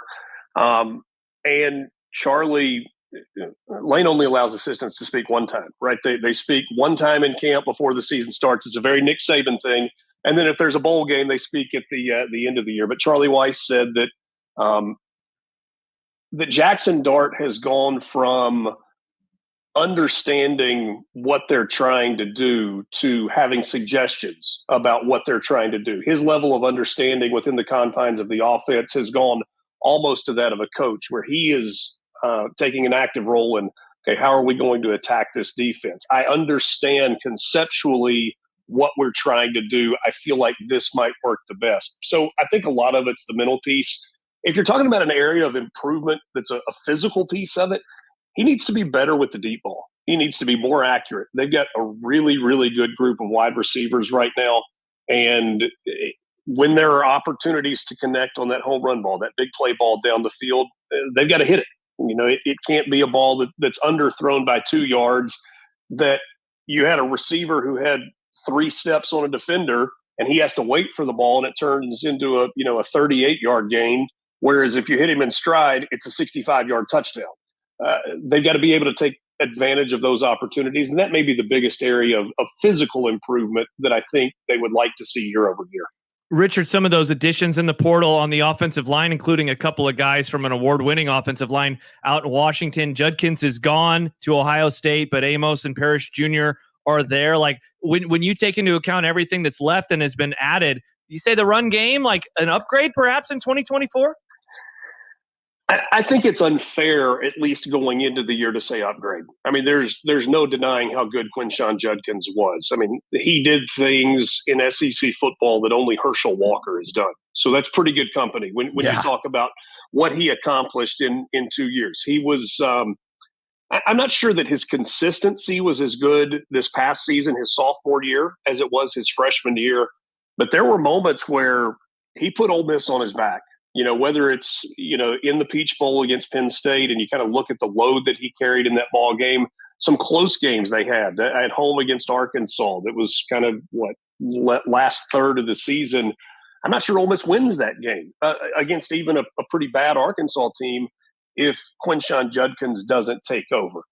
There are people that have talked about locker room stuff and whether or not it's addition by subtraction. So from a talent standpoint, there's no denying that is a loss. Ulysses Bentley IV, though, is the guy that's going to be the starter. And then you talked about the others with Henry Parrish Jr. coming back from Miami, with Amos coming in as well. The bottom line is every year that Lane Kiffin has been at Ole Miss, they have run the ball successfully. They've done it in different ways. Whether it's bell cow with Quinshon Judkins last year, where Bentley's kind of relieving him a little bit and providing a spark. The year before, it was Quinshon Judkins and Zach Evans. You go a year before that, and it was 2 or 3 running backs. And so it was interesting. Lane said earlier this year in camp, he goes, I don't really care if it's one guy or if it's 3 guys. We're going to figure out a way to run the ball. And history tells us that they are going to figure out a way to run the ball. Talking with Richard Cross, Sports Talk Mississippi, Ole Miss Radio Network. On the defensive side, you mentioned Walter Nolan, huge pickup, both physically as a human being and just in terms of what he brings from a football perspective. Princely Umanmielen, his brother, Prince Well, of course, we're familiar with here in Nebraska. That pass rush certainly going to be important, especially with a secondary that is going to be missing, going to be changing out some pieces from a year ago. Is that kind of the big issue or a big question on defense is how they're able to mesh the pass rush with the secondary and trying to improve on that side of things? Well, I think about when you talk about the defensive line, it's twofold. One, it's getting to the quarterback, right? I mean, those are the guys that get paid. Whether you're talking about college football in the NIL era or you're talking about the NFL, if you can go get the quarterback, you're going to have a really nice bank account. So, yes, that is part of it. But to me, the other part of it is, do you have the ability to control the opponent's run game with your defensive front? Obviously, linebackers play a role in that. But when you kind of look at the interior of that defensive line, with J.J. Pegues coming back, with Jared Ivey in the mix, and also the addition of Walter Nolan, you got some big boys up front. And if they have the ability to largely control the opponent's run game with their front four, with some help from linebackers, then I think it makes it easier for the back end. Whether you're talking about safeties or corners not having to be on an island quite as long, whether you're talking about the ability to bring pressure from different places with, your nickelback wherever he's lined up, or you take a defensive end and you slide him out a little bit wider so that he can really get that speed rush. I think it opens up a lot more things and a lot more concepts defensively if you've got the ability to control things at the line of scrimmage. This is one of, if not the most talented on paper defensive lines that Ole Miss has ever had, certainly in a long time. And so it's going to be interesting to see the different things that Pete Golding on the defensive side is able to scheme up. He's talked about a year ago that it was all, and there are certainly new players on the defense, but with everybody a year ago, it was, okay, where am I supposed to be? Let's get the guy to the ground. And I go back to what we were talking about a second ago with kind of concepts. They can add more to it. They can do more things because physically they are better up front. Richard, how do you think the schedule breaks out this year? No Bama, no Texas. Georgia comes to Oxford. Oklahoma comes to Oxford. Obviously, the LSU game was wild last year. That game's in Baton Rouge this year. It seems certainly a manageable non-conference schedule. How do you think this sets up overall? It's interesting that you asked that question. Clearly, 4 straight non-conference games to start the year. gives you the opportunity to kind of ramp up. It has also given them the opportunity to treat training camp a little bit different. They have taken very much an NFL approach. That they're hitting on the interior lines, ones versus ones, twos versus twos. But in terms of skill position guys, quarterbacks, running backs, wide receivers, tight end, even to a certain extent, those guys are not hitting much. And it's by design. They're trying to have kind of a ramp up period. They're 2 weeks in. They've only had one scrimmage. It was very much a controlled scrimmage so far. And they are planning for this season as if it is a 16-game season, not a 12-game season. And so it's a different mindset. It's very much a pro mindset, saying, okay, it's a longer year. We're going to do everything we can to keep guys healthy throughout training camp. Some injuries you can't avoid. So far, they've been fortunate. That hasn't been the case everywhere. We see those stories popping up every day with, guys that are out for the year. And it's heartbreaking, right? Whether it's your team or somebody else's team, how much work goes into getting ready for a new season. And to see guys that are out for the year and that work just kind of goes to the wayside, that's tough to do. So they're doing everything they can to control those injuries. And then once you get into the conference slate, Alabama has been good. Alabama's probably going to be good. Not having Alabama on the schedule, not having Texas on the schedule, it's a great thing. A couple of huge home games, right? That Oklahoma game late in October is going to be massive. The game against Georgia will be massive. But that trip to Baton Rouge that you mentioned, I think that's a huge game, not just for Ole Miss, but for LSU. It's kind of a traditional rivalry game. It matters a lot to fans. It seems to matter to players. And whether or not they get the historical significance of that game, they understand the recent significance of that game, right? LSU, a few years removed from a national championship. They're in the playoff conversation every year.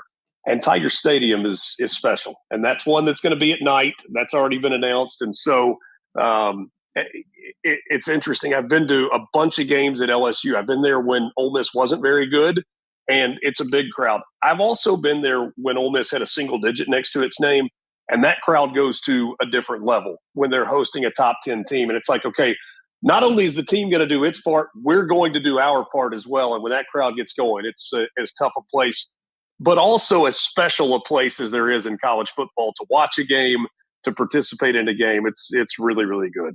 But also don't underestimate that the atmosphere in Oxford has always been pretty entertaining as well, and it's only going to get better this year with the prospects, perhaps, of a college football playoff appearance. Richard Cross, Sports Talk Mississippi, Ole Miss Radio Network. Richard, we appreciate the preview. Thanks a lot. Enjoy the season. It should be fun. Guys, thanks so much for the time. Great visiting with you, and we'll talk down the line. Thanks, Richard. So as we look at the lineup this season, and certainly, as we stated earlier, first 4 games are on the road. So Ole Miss isn't going to have that obligatory November, giddy-up game. They do have a bye late in the season in week 12. Yeah, so between Georgia and Florida. So that'll certainly help. But this is a team that right now, K Ford's got estimated as a 9-3 football team. And a lot of that's because, you're going to see 3 of the heaviest hitters or projected heaviest hitters in Georgia, Oklahoma, and LSU. Now, the jury certainly could be out on on Oklahoma. But that LSU game is setting up to be the first real big test. But also look at the 2 teams that precede the LSU game. Yes, it's Kentucky. It's at home. But UK has had some success. Yeah. And then what could really be a trap game? Let's say that Ole Miss is 5-0, headed to South Carolina the week before the LSU game. Yeah, exactly. So if you're caught napping there, things could get real interesting. But yes, there's no doubt, you've got a third-year starting quarterback, a lot of experience. They really like the pickups they got in the transfer portal, especially on the defensive side. If they can make that running game passable. Yeah. Well, as good as we talked about earlier in the conversation. If they can make that running game passable, this is a very, very dangerous offense. FanDuel has them 7th best odds to make the playoffs. They are the last team with minus odds. They're minus 130. Teams, John, notable teams that they are ahead of. Again, this is just to make the CFP. Alabama has even odds behind them. LSU plus 125. Michigan plus 150. The first ACC team, Florida State, shows up there plus 160. Clemson at 2-1. Utah plus 210, Kansas State, who we talked about yesterday, plus 280. So among many other teams, 7th best odds to make the CFP, only behind a few, true national championship contenders. Interesting, though, because they are 7th on K Ford's projected SEC wins list. They're behind Missouri and Tennessee. They're behind LSU and Alabama. Mm-hmm. They're projected for 5 wins in the SEC. And again, a lot of that's because, that schedule is pretty meaty. Yeah. You've got some potential traps in there, not to mention now you do get your 2 toughest games at home in terms of the rankings, Oklahoma and Georgia. Yeah. But LSU LSU is always a tough place. Yeah, that to win and on the look, road. even Florida, who might, they might have fired their coach by late November. Even the Swamp can be a tough atmosphere. I guess it will depend on what version of Florida they get in terms of the coach and how much buy-in there is. At the very least, a nice long runway for the first 5 are at home. The only one on the road is at Wake, so obviously not a big deal there. But you're right, man. If you get to 5-0, which I think they should, that South Carolina game is very sneaky, given that the very next week they go to Death Valley in Louisiana to take on the Bayou Bengals.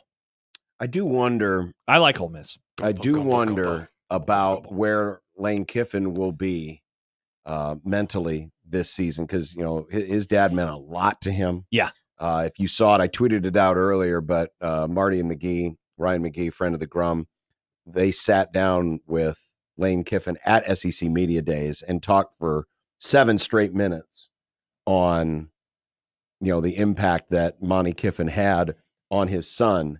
And it will be interesting to see if there's anything that changes with him, because losing a parent can be very, very, very difficult. We talked about it with Scott Frost when his father passed away before the 2020 season, right? Correct. Like that, and he talked about it at the end of that season. Remember that? And Larry Frost was not as intricately involved, as Richard pointed out. What a great story! First of all, he was on a couple of his coaching staffs. He was still having, he was still working around the office. Yeah. So it's not just from Lane's standpoint, but some of those players who, had that voice around. And certainly there's a motivational factor as well. You want to go out there and play well for a fallen friend. But yeah, I do wonder, with everything that has happened, how much that has changed. Because, with Lane Kiffin, there's always been that playful side, that sarcastic side that a lot of people find endearing, other people find annoying. Mm-hmm. And you just wonder how his progression will be through this season, this being the first year without his very, very successful father. Yeah, and influential. And we talked about it early in the conversation too. I mean, this is a program. If you missed the very beginning of it, this is the highest ranking that they've had to start a season since 1970. So we're talking about 54 years ago. They were ranked 5th going into that year. Last time they started in the top 10 was 2009. They entered that year ranked 8th. And so the weighty season, and it couldn't have come at a better time though for the program as a whole, given that the CFP has expanded. So it's not like, can you be a top 4 team? No, the answer or the question is, can you be a top 12 or top 11 team if you throw in the G5? Still to come, Michael Severe is going to join us a little bit later in the hour because there's some things that he would like to talk to us about. You want to tell you to shut the hell up? Yeah, he's got all day Friday to do that. Weird how vague you're being about this.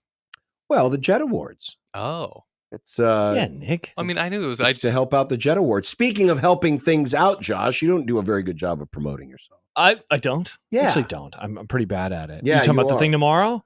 Monolithic Brewing. No, I'm talking about the my next podcast, time my wings. running podcast. Oh, September the 5th is the next time I'm having wings. But yeah, tomorrow at Monolithic Brewing, my fundraiser will take place for the St. Jude Children's Research Hospital. Again, this year I am running the Chicago Marathon. I have a goal of raising $5,000. I have raised over $1,500. Tomorrow, $2 from every full pour all day long. They open at 3. Will go directly to my fundraiser, and every dollar from a raffle will also go to my fundraiser. I've gotten some incredible prizes, courtside seats and a parking pass, very important, to a Creighton men's basketball home game later this year. On the way in, stop by to pick up gift cards from Moolah, picked up gift cards from Cheeseburgers, picked up a prize pack from Coca-Cola, Javi's Tacos has generously donated Home Field Apparel, $250 gift card. Whoa. Wow. From Home Field Apparel, among other stuff, Storm Chasers tickets,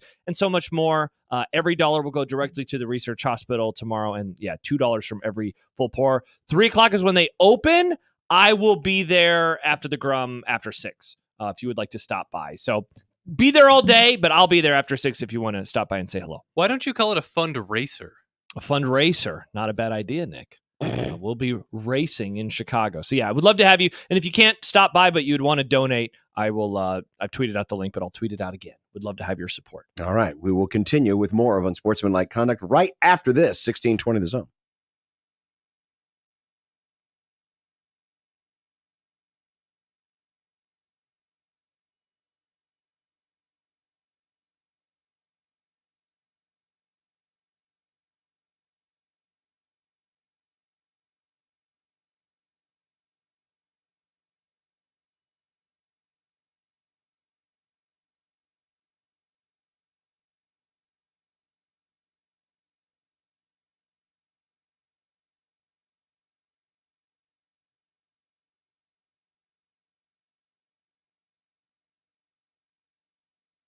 What start to Wednesday? Some showers and thunder showers could linger through the mid-morning. Otherwise, expect mostly cloudy skies. Expect some clearing in the afternoon. Temperatures climbing into the low to mid-80s. Then a chance for strong to severe storms after 6 p.m. I'm meteorologist Sean Everson from KETV Newswatch 7.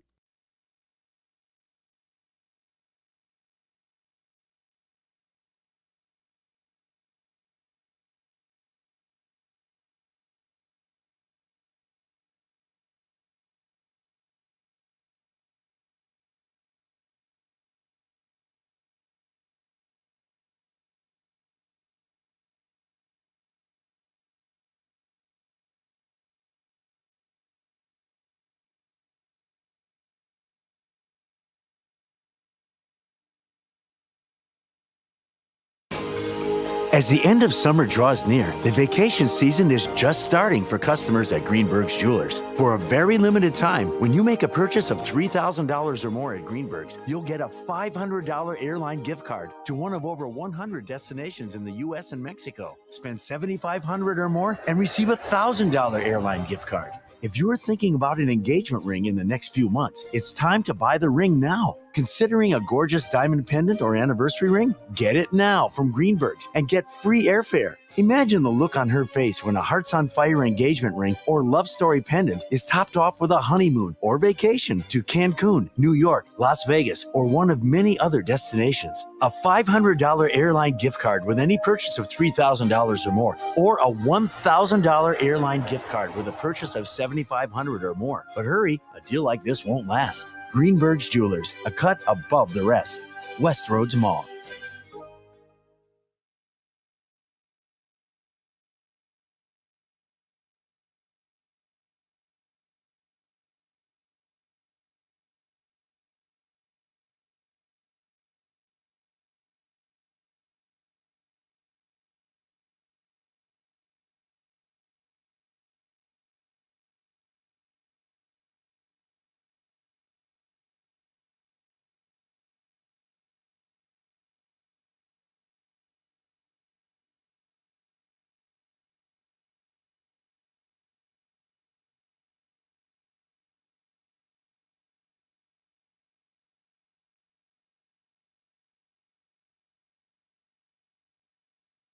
Like eating out? Like saving money? Then get to Cobb.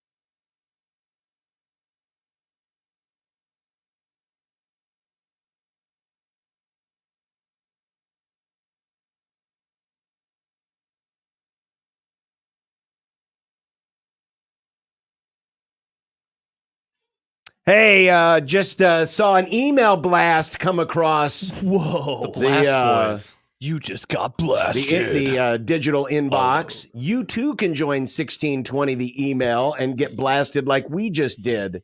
But here's the deal. I want a You shirt really- that says I just got blasted by 1620 the email. That would be an amazing shirt. That is a great shirt. But we'll have some exclusive content on there, but later this fall. Yeah. This is why you should join 1620 email. It could pay off handsomely. What are we talking about here, John? Like $5? We're more than that. Let's say it's very, very cool and very exclusive. Very cool, very exclusive. So definitely get registered, sign up today. Don't worry, we don't blast you that often. No. And when we do, it's good, useful information. It's good blasting. Yes. I like the that. good kind of blasting. I like that. So it is official. J.J. McCarthy out for the season, the meniscus tear, after the doctors looked at it further, determined that it was going to require a complete procedure, which means he is done for the season. I just saw this. Todd Furman, friend of the Grum, retweeted this. This kind of blows me away because I would have figured it would have happened.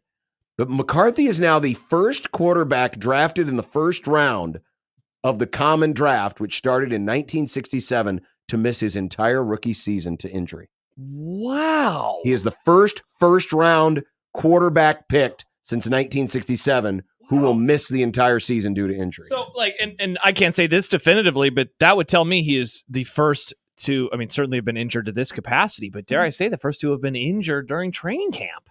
Given that no one's ever missed the whole season. No, but someone could have gotten hurt and then played. Well, yeah, but to miss your entire rookie season. Yeah, that's crazy, man. So it would have had to happen in the offseason. I guess so. Yeah.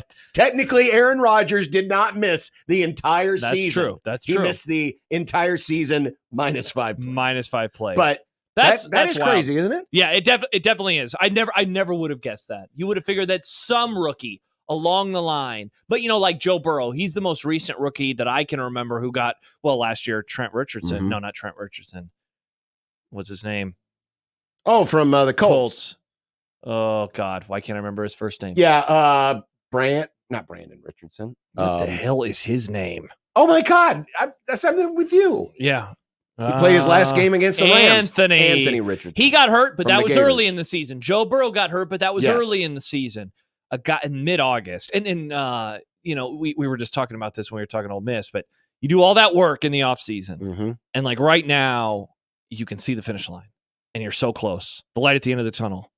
And then you get hurt and you miss the whole year. Brutal. Yeah. Absolutely brutal. And the other part of this for the Vikings too. And Schaefer, obviously not joining us today, but he tweeted at me a little bit later on, said the Addison news is worse. And if you missed that, Jordan Addison, they took him off on a cart today. We still have not gotten an update. Well, it's on potentially worse. It could. Yeah. Hopefully it's not. Hopefully it's not. But yeah. Delivery driver Doug asks Sam Bradford, when did he get hurt his rookie year? John? It obviously would have been in season. Yeah. Remember him in his sleeves, his long sleeves? Yes. This is such a baseball stat, by the way. What's that? One of those hyper-specific kind of... It is. Yeah, that's a good point, Nick. That's a good point. The fact that a guy has never gotten hurt in training camp, thus then having to miss the entire season. Mm-hmm.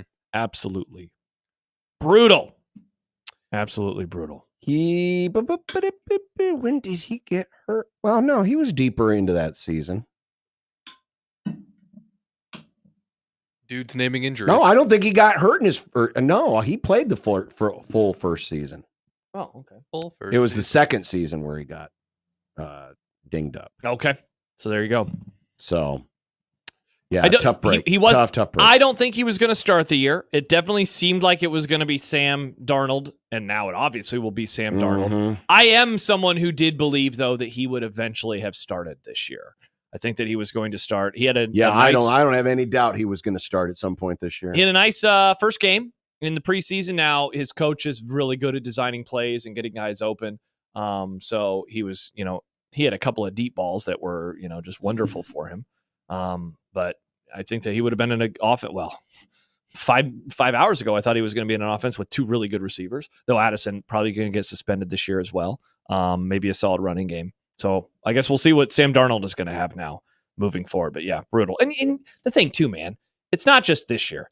I always worry about like, what does this mean for the future of a guy where the development suddenly is curtailed because he's going to have to come back. So he's going to have to work to come back physically, work to come back mentally to get used to the knee and how the knee is feeling. He's a mobile guy. Didn't he miss some extended time with Michigan too? Did he? I thought he did. I don't think so. You know, he didn't start in the first playoff year, but I believe he started every game the last. Let's see, he missed. Looks like he would have missed one game in 2022. He started 13 and he played in 14. So so he missed. He missed one game and then he started and obviously won all 15 games last year. Wow, and Wiki's fast too. Last line, it was later revealed he underwent a full meniscus repair and would miss the entire 2024 season. There you go. Who says Wiki is wrong? I love Wikipedia. They're very good. It's such a bad rap. Wikipedia has always cited its sources. You have to cite your sources. Teachers just didn't want you to go to only one place for your research. See, and I learned that. I didn't realize that Wikipedia, now this was sophomore, junior year, somewhere in there, and I used it for a paper. Didn't realize that it was bad, though, and so I was just citing Wikipedia. Just like, you can't do that. So then I learned just cite the things that they cite. There you go. Then you're going to be just fine. That was all high school for me. Yeah. All right, coming up next, teams that have started the year in the top 10 and have fallen out. Oh. And teams that didn't start the year ranked and ended up in the top 10. Really rolls off. We have a trend, friends, moving in, moving out. I like it. And perhaps we could identify those teams who will continue that trend. Perfect. When we continue. Also, Michael Severe will join us here shortly to talk about big things coming up with the Jet Awards right here on 1620 The Zone. Meantime, as we get closer to fall and football season, Lindley Clothing is getting in its fall merchandise, and new stuff is arriving daily to Omaha's already huge selection. In fact, it's Omaha's largest selection because you got Lindley Clothing and you have Well Suited right next door. And they've got all the great brands, Bugatti, Holbrook, Tommy Bahama, Johnny O, and more. And with 2 on-site tailors on staff, when you go in and talk to John Marlene and company and find that perfect look, they'll take care of all of the tailoring needs right there in-house. So everything is done there at 132nd and Dodge. You know, Lindley has been suiting the Metro for nearly 90 years, and they want to continue to do so with some of the best looks, with the best prices in town. So look up Lindley Clothing and Well Suited. They're right off 132nd and Dodge on the north side of Dodge Street in the Linden Market. Look your best this fall with Lindley Clothing.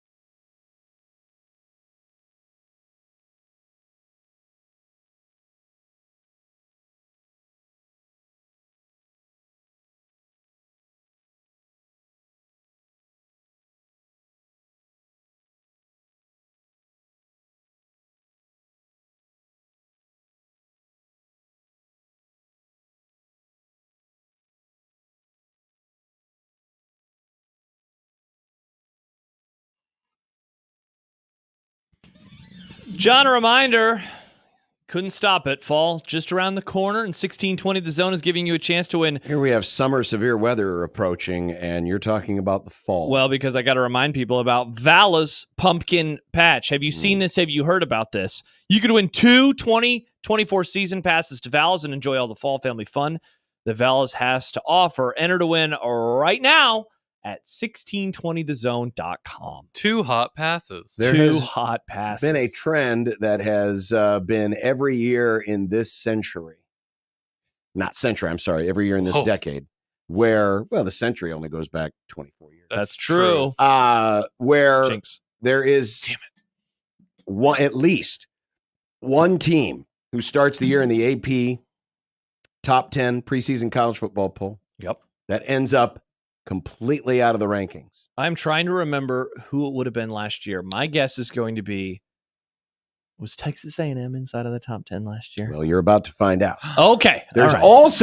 also conversely, at least one team that has started outside of the top 25 and ended up inside the top 10 at season's end. So you might call these the ultimate overachievers and underachievers, or the moving in and moving out category. TCU a couple years ago. Well, last year, it was the Southern California Trojans. Oh, that's right. Who started the year 6th. In fact, starting the year 6th. Oh, is that a 3 straight years? Whoa, say those numbers, John. 6, 6, and 6. the number of the beast. 3 straight years, the preseason AP number 6 team has finished outside the rankings. But last year it was USC. Yep. The team that started outside the rankings and ended up ranked top 10 at season's end, the Missouri Tigers. They finished 8th For the record, after being unranked. we just previewed team number 6 in this year's AP poll. Rut-row. Ole Miss. But if you take a look at 2022 and 2021, there were multiples of each. Oh, wow. So last year, kind of a rarity that you only had one and only one. had one. Interesting. But last year, number 6, Texas A&M, number 9, Oklahoma, and number 10, Baylor, all Baylor, top 10 team. Wow. Now the all coach is on the hot seat. out at season's end after starting preseason top 10. And Good memory from TCU, Nick. Yeah. Tennessee, Penn State, Washington, I was and frog-billed. Tulane all ended up moving into the top 10 after being unranked in the preseason poll. And then in It's wild that 2021, Penn State was unranked. Jimbo did it again. Texas A&M was also preseason 6th. Yikes. They're Yikes. out. Oh, Iowa State. Remember Iowa that? State had we a were lot so of love. excited. We Oh, were teaching Nick about El yes. Assico. And he was like, Yes. nobody calls it that. It's the Cyhawk game. Yeah, but now Nick has embraced El Assico. They don't even call it El Assico in college football 25. Well, that's because it's a bunch of prudes They in the call video it game. the Cyhawk Yeah, game. prudes. And North Carolina. Classic. And North Carolina. Mac Brown. They all were top 10 preseason, all ended up unranked. Oh, look at who made it in. Michigan with Jim Harbaugh. Trying very hard, coaching very hard. Yeah, it was about 2021 when they started the cheating. But Michigan, Baylor, Okie State, and Michigan State. Well, how about Baylor doing the good and the bad in They back-to-back did. years? Yes, they overachieved in 21. They underachieved in 2022. Wow. So this has been a trend. Wow. This has been a trend. Good research, John and John Bishop. So just to review, Mhm. your AP top 10 in the preseason: Georgia, Ohio State, Oregon, Texas, Alabama, Nice. Ole Miss, Notre Dame, Penn State, Michigan, and Florida State are your top 10. Which of those, or multiple, will not be ranked at season's end? I got 2 names for you. Are we putting this on the list? We can put it on the list. We should all do this. The first name that Fine, let me I'll open put it it up. on the list. First name that jumped out to me was Michigan. Yes. All right, so Nick, do you agree with Michigan? I do. Or wow, so we all say that Michigan will drop. Unranked at the end of the season. Get out of here, you dirty, rotten cheaters. No, remember the cheater, alleged cheater, is gone now. Yeah. Well, that's our first list item in 12 days. But let me give you another name. Okay. Alabama. Oh, man. Wow, we are on the same wavelength because they were the other one that jumped out to me. Them and Notre Dame were the other two that jumped out to me. Notre Dame? Dude, have you seen all the injuries lately? Their offensive line. Yeah, but they have a great coach. No, they have a who definitely fits the culture there in South Bend. They have a mid and definitely coach. did not change his dialect to fit in with the locals. I don't think I'll put them. I'll just say Michigan will finish unranked. I've got one that's going to be a hot take, and you guys are going to do the Kent. What? Texas. Wow. Whoa, Texas? Texas. You agree with Texas? Joe in Vegas. I do. Okay, but how much of that Texas is from some people because they just hook 'em, hate Texas? I don't have an opinion on Texas one way or the other. Nick doesn't care about Texas. I think that they did. I mean, they're going into there's a lot of good teams in the SEC. There are. Good take, Nick. Joe in Vegas says it's Bama for me and Texas and Michigan. Wow, so he agrees with you and Nick. So I'm just going to go with one team. I'm just going to stick with Michigan. Oh, playing it safe. I'm going to go with Michigan and Alabama. I like the Alabama pick, though. The Alabama pick is I mean, look, there's 3 SEC teams in the top 5. There's 4 in the top 6. Well, we just previewed Ole Miss. There are a ton of teams. I mean, there's 7 or 8 teams deep that all have designs on the playoff. They can't all make it. And Alabama's schedule. And you're going to get some folks eating each other alive. Alabama plays at Wisconsin, then Georgia in back-to-back games. Now, they do have an idle week in between. They're at Tennessee. They're versus Missouri. They're at LSU. They're at Oklahoma and the Iron Bowl. Now, the Iron Bowl is in Tuscaloosa, so they always win there. I just it's a feel tough like sketch. there's going to be an adjustment. Yeah, I think there's going to be an adjustment. And if they're and I guess they're I 8-4. maybe I took it easy. I'm taking the 2 teams that changed out coaches. Sure. Right, but I mean, I feel like that's really optimistic to have Alabama 5. But that's the thing about the AP poll is it's really all based on what they did last year and who they have coming back. Mm-hmm. And I don't think it has ever happened where a reigning national champion was unranked to start the following season. Yeah, this is the it's kind of the obligatory, well, we got to put them in because they won the whole thing last year. Correct. Mm-hmm. Right. Yeah. Which is why this trend is not that unsurprising. So then on the I other wrote down side, Notre Dame, by the way, as a team to watch for. I'm not going to go there all the way. So on the other side, Grumball, who is unranked, that makes it into the top 10. Who makes it into the top 10? I have a name for it. All right, let me pull up the rankings. You don't have the list of all the ones receiving votes. All right, so here are the teams receiving votes. Louisville, Virginia Tech, Boise State. Oh, man, they might be the answer. SMU, Iowa State, Liberty, Washington, West Virginia, Memphis, Nebraska, Wisconsin, UTSA, Tulane. Did I say it right? Tulane. App State, Kentucky, Auburn, and Colorado. And they got to get all the way to the top 10. Oof, that's tough. Well, you hinted at it before. My first answer was Boise. See, now they would have to make it and probably win, right? Just because to be a top 10 team at the end of the year, because like 8 teams can. If they were to get go a bye undefeated and then let's say they lose a hard fought first round game, I think you know what I honestly you think could John, probably maintain a top 10 because of the 12 teamer now. So after the first round of the playoffs, there will be 8 teams remaining. So those 8 teams will finish in the top 10. That is an interesting point, though, you make, is that the postseason poll is going to be more reflective of the playoff teams. So the teams 9 and 10, in theory, are teams that lose in the first round of the playoff. Could be. See, Boise would have to be awesome. So I'll go with this one. Louisville, because, and this is a play on, can they win the league? I don't think they will. Right. I like Florida State or Miami to win the ACC this year. But that would be the other team because of that. Like, what happens at the end of the college basketball season for the top 20? It's like all the Sweet 16, right? Mm-hmm. And then it's just a couple of teams that lost in the round of 32. I think that it will probably be similar to that. So I say this stat might kind of disappear now unless you win a playoff game in the first round. Well, here's one, and it only popped in because the mega simulation really liked them. Okay. Oh, no. Virginia Tech. They did like Virginia Tech, and they are unranked. And they're Virginia Tech. Alex Kirshner, we had him on the show a couple weeks ago. He liked Va Tech as well. They have a very manageable schedule, all things considered. Mm-hmm. So someone's going to do it. KG said that's what the trend says. Somebody's going to do it. KG said Oklahoma. Now they're in the top 25, so they don't. count for this. They're You have 16. to be outside the entire rankings. You can be others receiving votes, but you have to be outside the top 25. Make it in to the top 25. I will say this: or top 10. Give me Liberty. Liberty? Yeah. So he's going G5. Yeah. Oh, what's happened to Nick lately? G5 and Jesus. Wow. Nice.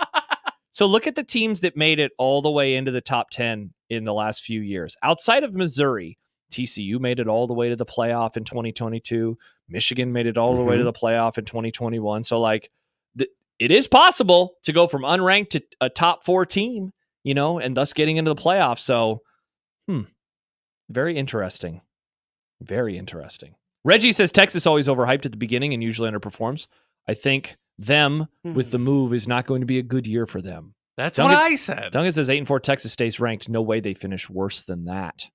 They have had some injuries as well recently. Texas almost made this list. Were they was it 19? last year? I think it was 19 because I was going to keep going back. 18 was the year that they beat Georgia in the bowl game, so right. it would have been that year. But they just snuck in.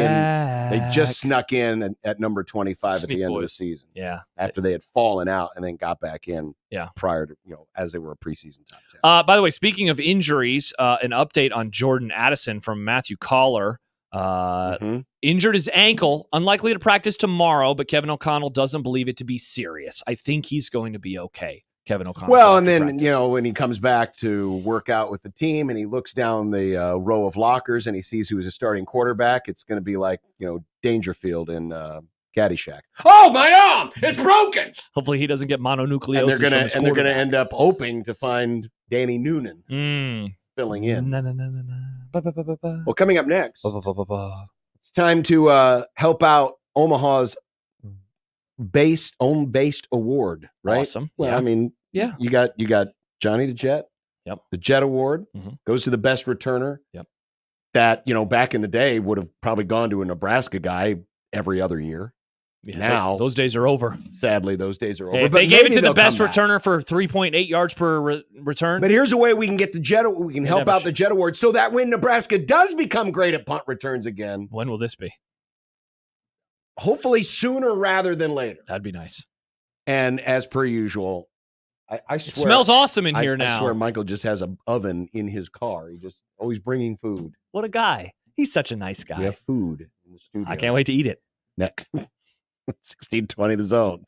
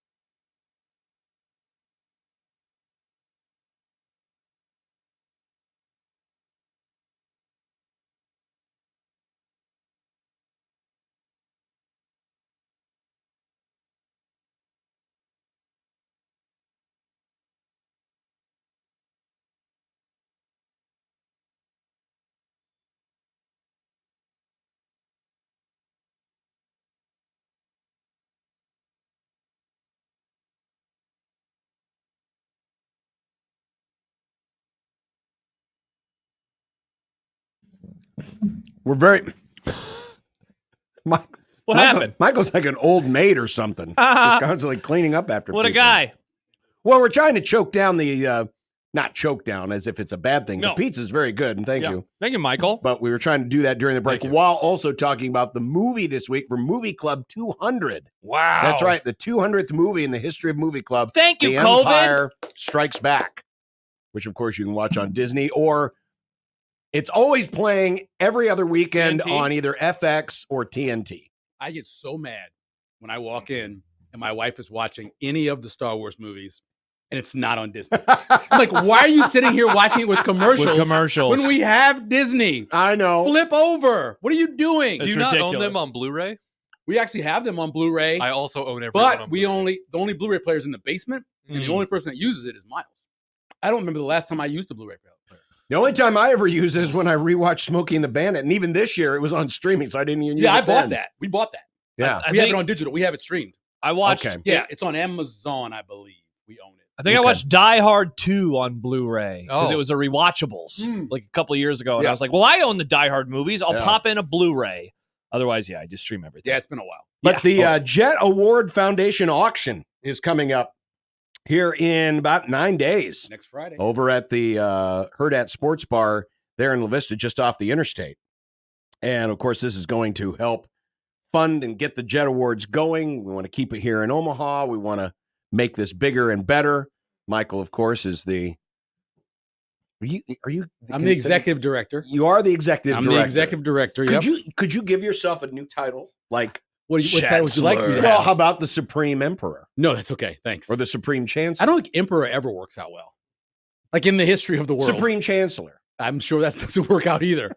No, I'm good. Executive director is like my official title. I already have business cards. I'd have to change them.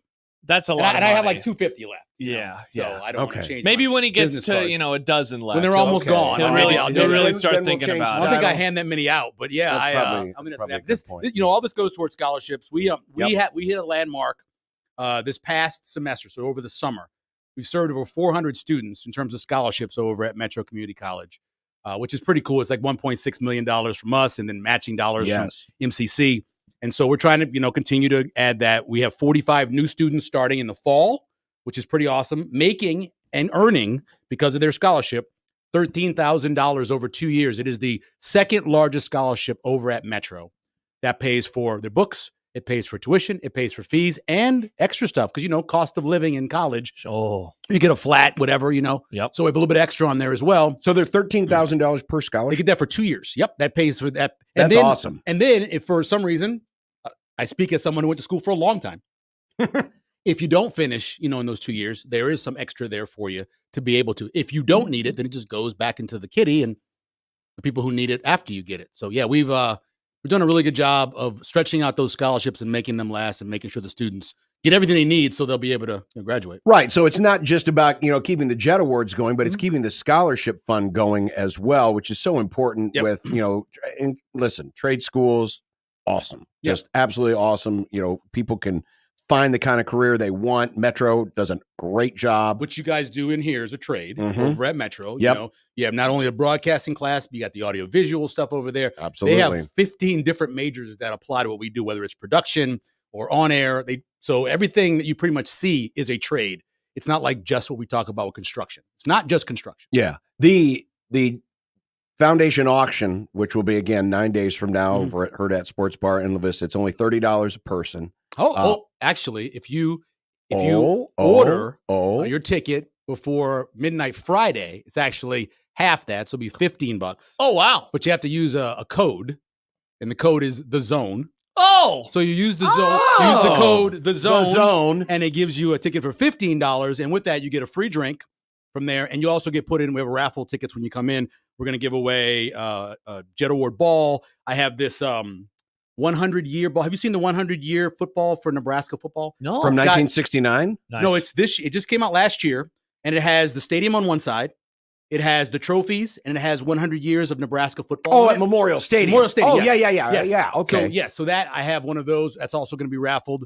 And so when you come in, you get a raffle ticket, and then we'll do that as well as part of the whole event. All right. Well, And- we'll remind you that again here, Yep. but remember that promo code, the zone. The zone. And there'll be a Same happening. round table going on that night too. We will. We'll have a round table. Brennan Stye, who's part of the university. Mhm. Damon Benning, who's kind of part of the university. Heard of that guy? Yeah. Rob Zadiska will be a part of it as well. And then Yeah. Amon Green's coming in town. Oh, Be a good. part of it as well. And Amon's donating to the auction a helmet. He's got this Green Bay Packer helmet. It's signed, and it's also got his stats on there too.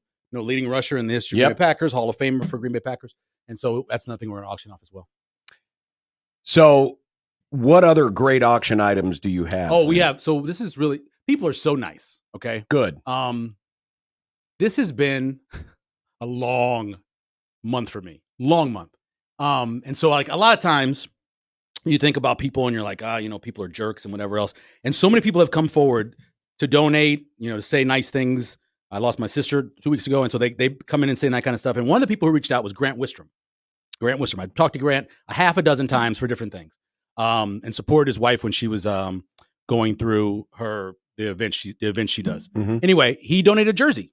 It's a Nebraska jersey. It's signed by Grant Wistrom. It's got Lombardi Award winner. It's got all the stuff that he's done. Mhm. 3-time national champion. All that's on there as well. So that's a really cool jersey. That's one thing I've been doing. I'm framing that myself, which it's harder than you think. Yeah, I bet tell it you is. right now, it's harder than you think. So far, I've done one of the jerseys. It's actually a Tyler Lockett jersey. Because, Okay. he won the award in 14, and he Mhm. gave us a jersey and a signed Super Bowl 48. Yeah. And so the Super Bowl football, he signed it. And so I did one jersey so far in one of those boxes. It's really hard. But I'm working, and I got my wife to come help me because I didn't do a very good job. But anyway, that's one of the things we have that we're auctioning off. I mentioned the Amon helmet. We have a Heisman football. So each time the guys go to the Heisman, they give them a football, and then they allow to get 15 people to sign it. Mhm. And so this is Eric Crouch donated this. Okay. And it's got 15 Heisman Trophy winners on there along with him. Oddly enough, Johnny's not on this one, which is kind of funny. But that's another thing that we're auctioning off as well. So, and we also have like other things like NRG donated us, Stacey McGilligan, who we all love, donated tickets to Doobie Brothers. Okay. And we also have tickets to go see Blues Traveler, which is in September. Yep. A year-long car wash, which is one of the most valuable things. Oh, we have. wow. Yes. There's a year-long unlimited car washes at Rocket Car Wash, which is pretty awesome. We have that as well as items. So we got a lot of stuff. So again, coming up on August 23rd, which is a Friday night. Yep. Over at Herd Last Sports free Bar. Friday just night up- of the season. That is true. Because that's high school football. And there's no 0 week this year. So Oh, there's that's not. That's the last free weekend where there's no So football. consider this the kickoff to your football season, because obviously a lot of this has to do with a football-based Yep. award, and you got a lot of football-based items, but the Husker Roundtable that you mentioned. And that's what as we're well. calling it. The Jet Award, college football, kick off the season event. So yeah, kick off the season on this next Friday and come on out and hang out with us. It's going to be fun. Auction time is going to be cool. And then we're going to hang out with the guys afterwards and talk Husker football. Michael, obviously, the rule that is coming to the NFL is not coming to college, but I wonder God, I how wish you, it was. I know. How do you God, I think wish it that's? was. How do you think that's going to impact? I Things? wish it was. I love it. I remember seeing it in the XFL a couple years ago, and I thought it was awesome when I saw it there. Back when I called games in the UFL, the old UFL, Yes, they did some unique things as well. Like, for example, they didn't have the onside kicks in the fourth quarter. You could go for fourth, and I think it was 17 in order to be able to get the ball back if you wanted it back, which I think are great rules. But I wish it would come to college. So college last year, I think I mentioned this to you guys before, it was the best year in the last 5 years for kickoff return touchdowns. Mm-hmm. It had gone down each year for the last 5 years. Last year, it popped back up, mainly at the end of the season. The last 3 or 4 weeks, we had a bunch of them. We talked to you in December about this. I And remember a big that. Yeah. reason for that, I think, personally, is so many injuries happened during the season. Guys who are starting on special teams move to playing actually on defense or offense. And then you have backups playing on special teams, and that's why those guys ended up having so more kickoff returns. As for the punt return, I don't really know what you can do because it comes down to coaches wanting to take that chance. And I think a lot of times they talk to those guys and they say, look, catch the ball, don't fumble it, give us the ball back, we'll take it, let's go. Instead of taking chances. Mhm. You guys mentioned, it's been a long time since a Nebraska player was in place to be able to be a part of this award. You got to go back to DeMornay Pearson-L, 2014. who was a semifinalist. Yeah. But actually on the preseason watch list, and I reach out, we have 14 members now this year in our 14th year of media members. And I asked everybody, hey, you have any suggestions for freshmen? Any freshmen that have done well?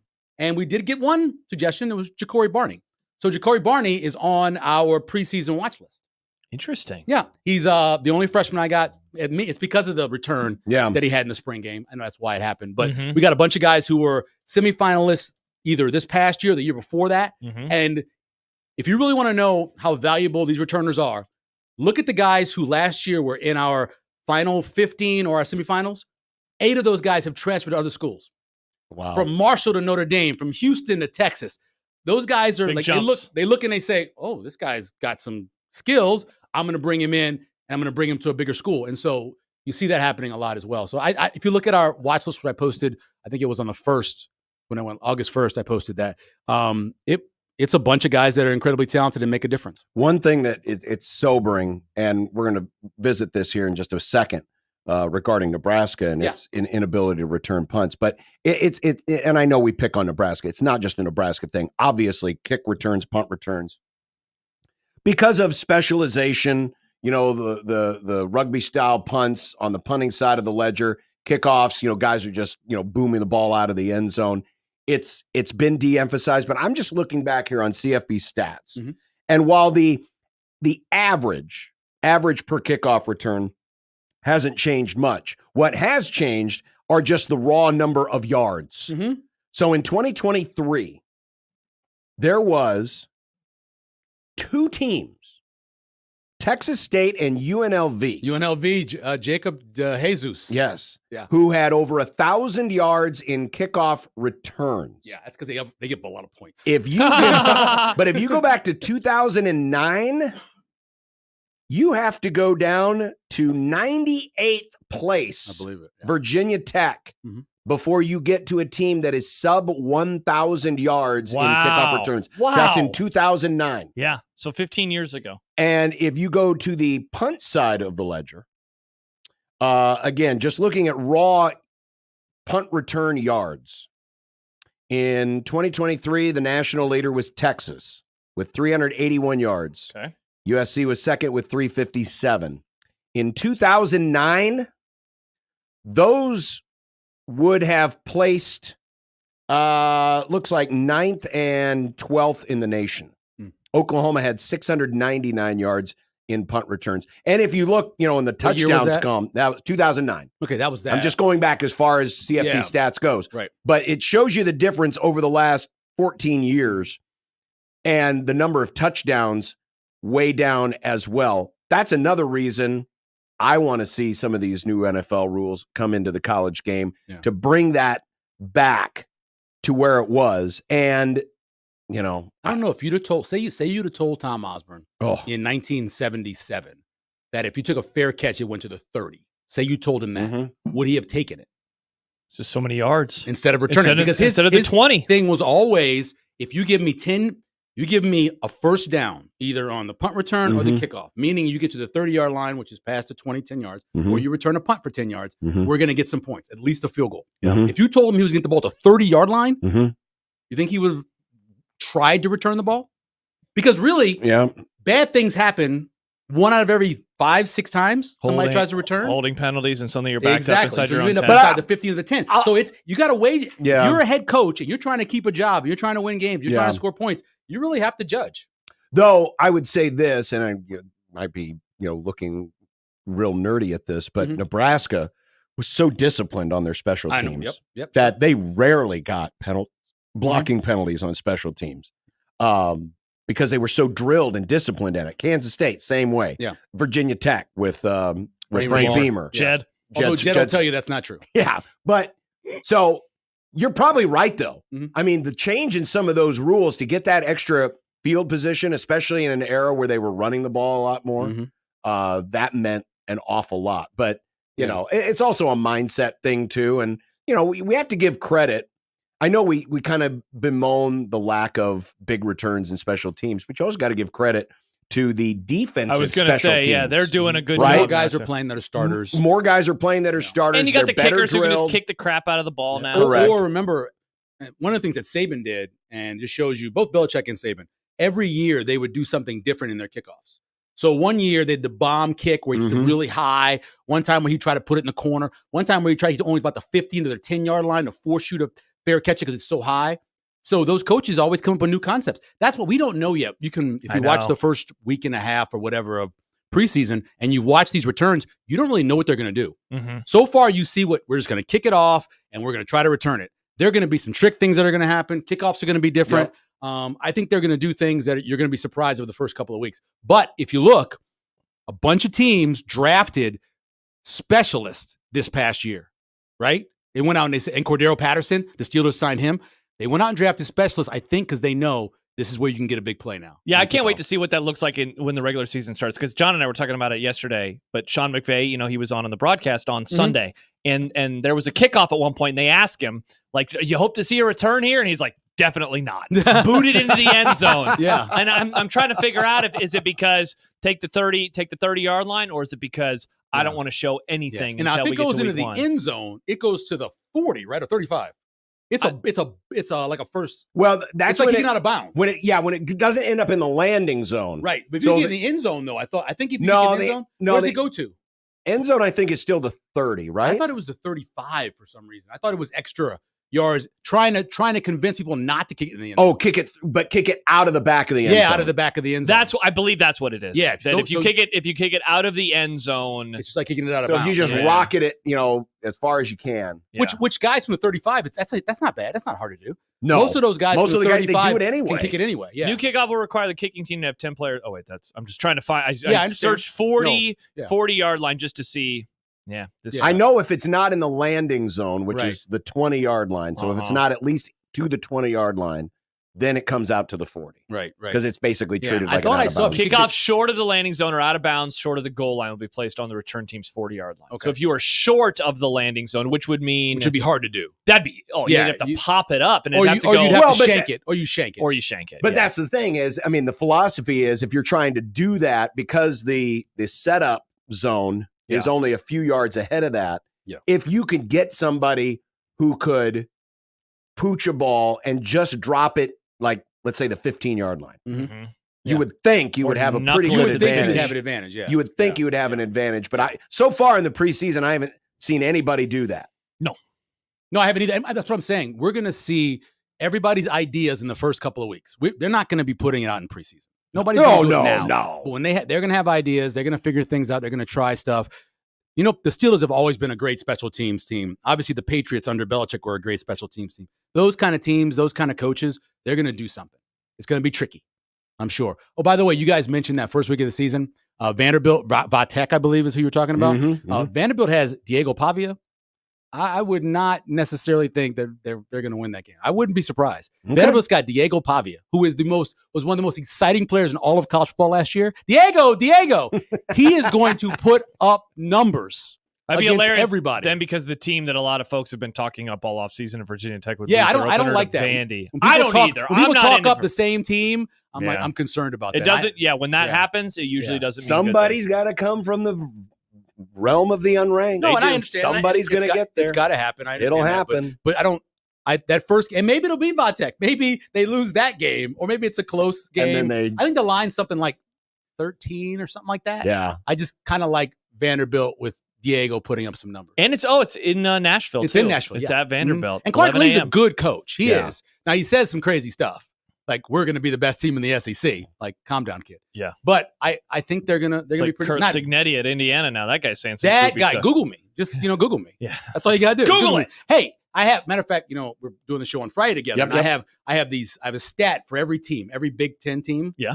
And the one stat I'll tell you right now, the stat for Indiana is he's never had a losing season. That's right. Signetti has never had a losing season in 13 seasons.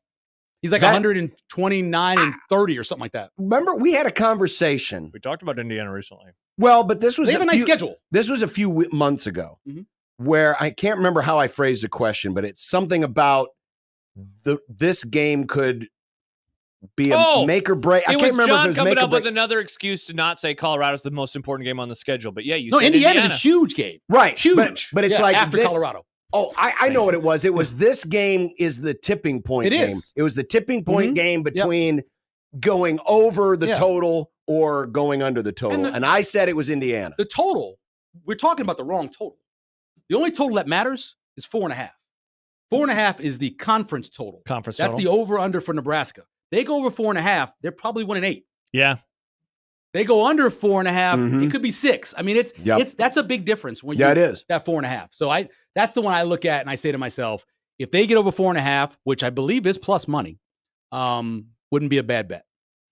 Yeah, wouldn't be a bad bet at all. Interesting. If you can get it, there's There's a limited amount of places. Yeah, that have I it. was going to say, who has the Not conference? everybody has it. There's a lot of them that have it. A lot of I don't remember exactly which service you guys use, but there's a number of services. Sportsbook. There's a lot of services. Iowa. Good. Yeah, there's a lot of Promo code services out there. 1620. A lot of services out there. You just got to look on there and go through the conference odds. And a Gotta lot of times dive they'll have deep. conference wins. Yeah. Yeah. And it's one of those places that I think the market is a little soft because I don't know if they put as much time into that as they do the overall total. Yeah. So I think when you go through those numbers, there's once you go, It's kind of like early season college basketball lines. You can really Exactly. get some advantages And I early think in the the season same if they're thing's true. drilling Yeah. way down. Same thing is true with that. I completely agree. But again, the Jet Award Foundation auction is coming up a week from Friday. Yep. Hurrdat Sports Bar in La Vista. It's right off the interstate. Great auction items, the Heisman helmet, the Grant Wistrom jersey, personally framed by Michael Severe. The Packers Amon Green helmet. There's going to be the Husker Roundtable there with Brendan Stye, Rob Zadiska, Damon Benning, Amon Green. Maybe if you can get Amon off to the side, you can tell him that Aquaman isn't all that great a superhero. If you want to, He is do not that at going to your get own. upset about it. He's a Batman guy. He's a Batman No, guy. I know, He's a but Batman but guy. I we had defend one Aquaman. conversation on this show, I and he was defend very him. angry at me I that I defend didn't think Aquaman equally like he does. that Because Aquaman's not a the great comic superhero. book is different. Comic book is different than the damn cartoon. The damn I knew cartoon this did not was do a gonna very go good job of describing what Aquaman is. Here, I'm trying to promote this, and you're taking it to an Aquaman. Anyway, you can get your tickets right now for $15 a person, Right. half price if you use promo code The Zone. Now, where do you go again? So you can to put get that Vista tickets in. That's VESTA tickets. Vista and tickets. Vista tickets. But I've got.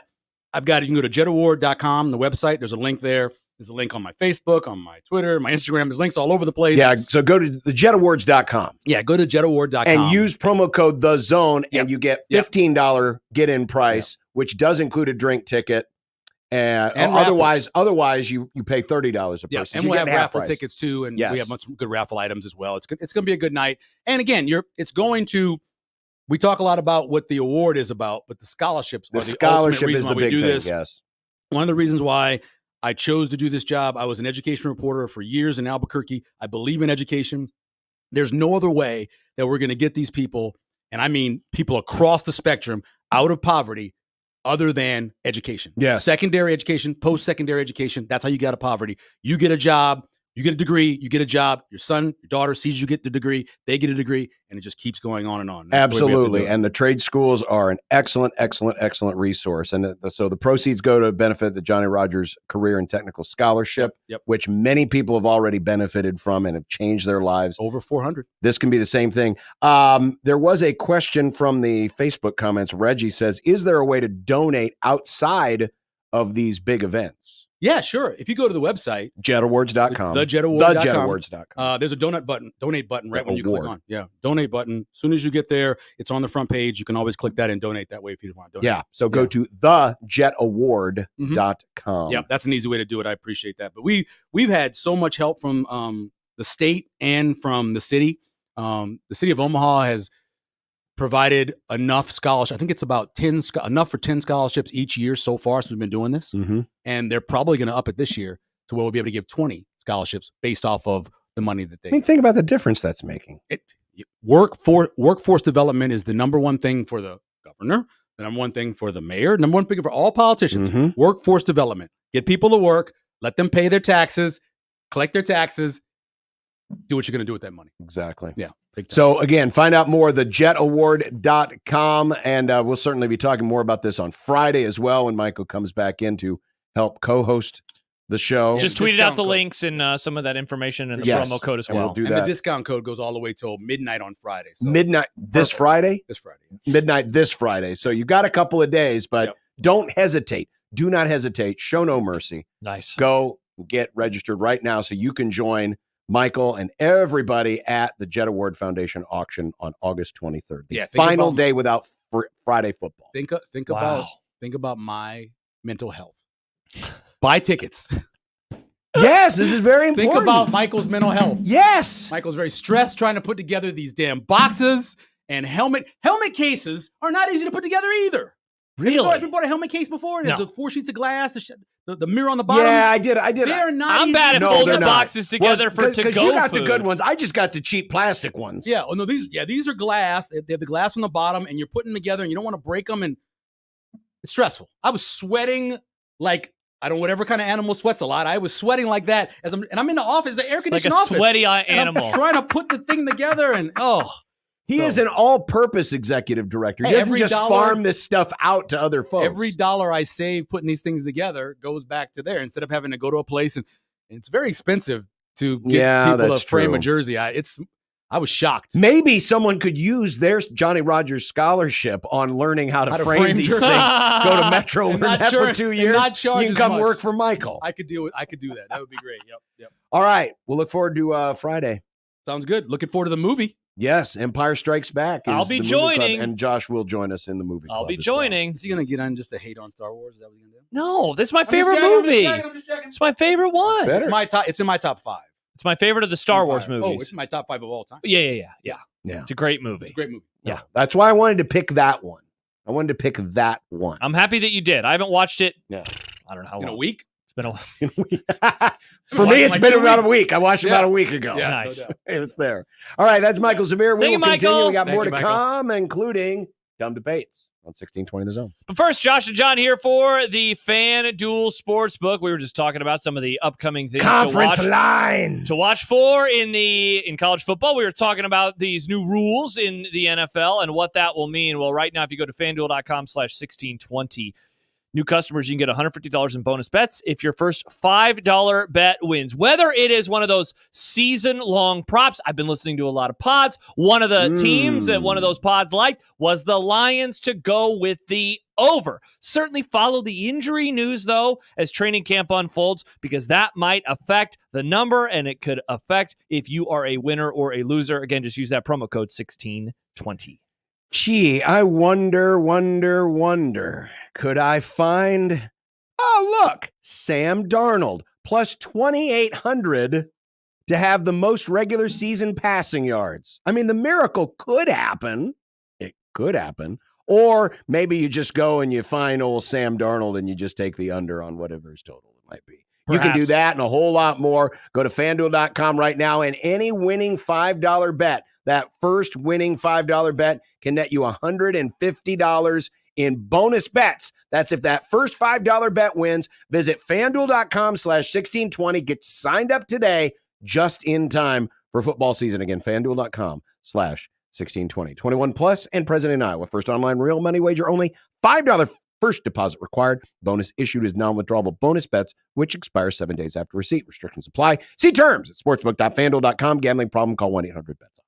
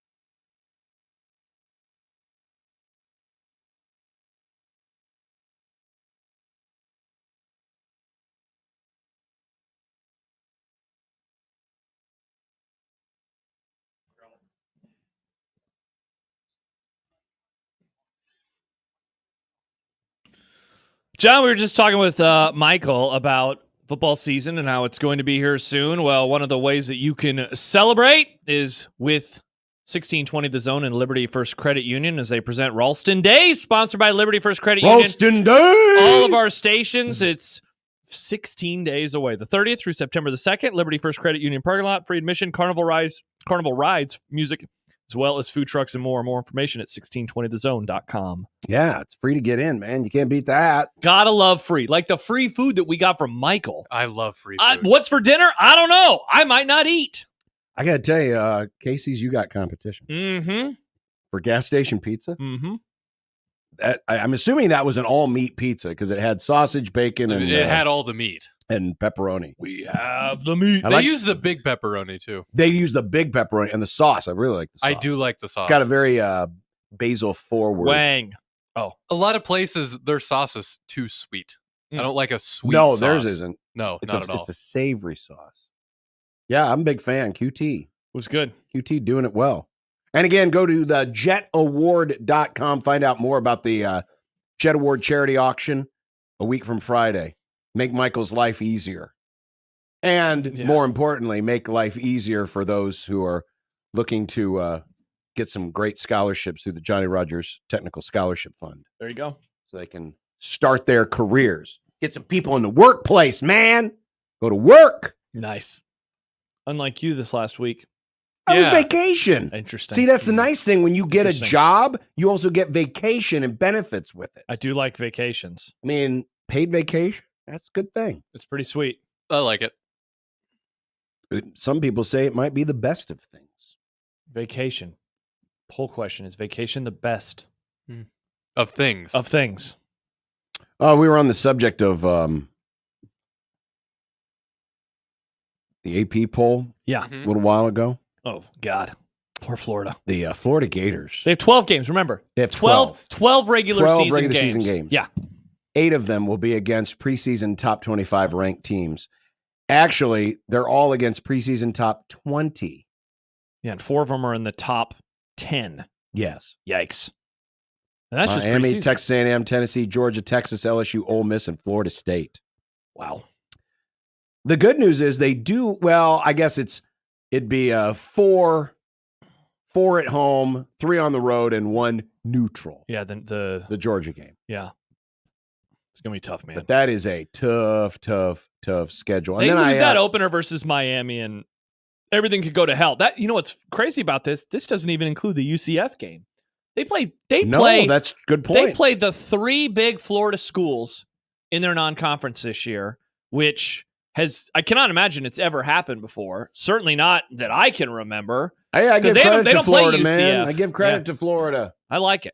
I give credit to them. They're playing the other teams. Mm-hmm. By the way, the number of preseason AP poll ranked teams that each Big Ten school will play this year. The leaders of the pack are UCLA, Washington, and Wisconsin. What was the stat? Sorry. This is the same thing, but we're looking at Big Ten schools. Okay. So Florida's playing 8 preseason ranked teams. UCLA, Washington, and Wisconsin play 5. Wow. Illinois, Maryland, Michigan, Michigan State, Minnesota, Ohio State, Purdue, and USC play 4. Nebraska and Northwestern, 3. So that's Ohio State, USC, and Iowa. Yeah. Speaking of Iowa. And by the way, speaking of Iowa and Rutgers, they play 1 That's why people like them. Top 25 rated team. We've all started celebrating them so much that it makes me wonder if Rutgers. Everyone's always like, oh, Rutgers, they're a dark horse. It's starting to make me think that they're not a dark horse anymore because we've all jumped on their bandwagon. Well, we wouldn't know because we didn't. People like to say that. I mean, it has nothing to do with about people talking about them. I think it does. I don't think it has anything to do with it. Talking about Iowa, Karma has tweeted at us. Karma. One of my best friend, his dog. He has a dog named Karma. Anyway, I know they are in some of the preseason top 25s at 25, but could see Iowa if they can score it all in the top 10 conversation at the end of the year. They have the easiest schedule I've ever seen for a Big Ten school. So this is going back to our discussion earlier. And yes, Karma is correct. They are in the top 25, so they do not count for the exercise. They do not count for this stat. But good Lord, they fit the criteria if they were 1 spot lower because their schedule, they're going to Penn State, But otherwise, they avoid Michigan. They avoid Ohio State. They avoid Oregon. They have 4 consecutive road games before the finale versus Nebraska. No, this is last year's schedule. Damn it. Karma sent last year's schedule. Ignore everything that I just said. What the hell? I'm like, wait, first of all, did you realize that they had 4 consecutive home games before the Nebraska game last year? I didn't remember that. Let me open up their actual schedule this year, and I'll give you some facts. They are at Ohio State, so they do avoid Michigan, Penn State, and Oregon. Their other tough road games, God, I don't even know. Minnesota, I guess, at Michigan State, at UCLA. It is a very manageable schedule. They would have to go. You're talking Rutgers, right? No, I'm talking to Iowa right now. Oh, Iowa would have to go. Iowa's at Ohio State. No, I know. I read the wrong stupid thing earlier. So yeah, just ignore everything I just said. Let's just move on. Let's talk Chiefs. I want to talk about the Chiefs. You want to talk about the Chiefs? I like watching Patrick Mahomes. Well, I've got just the person to talk to if you want to talk about the Chiefs. That would be Mitch Holtis. Let's call him. He'll join us next on 1620 The Zone.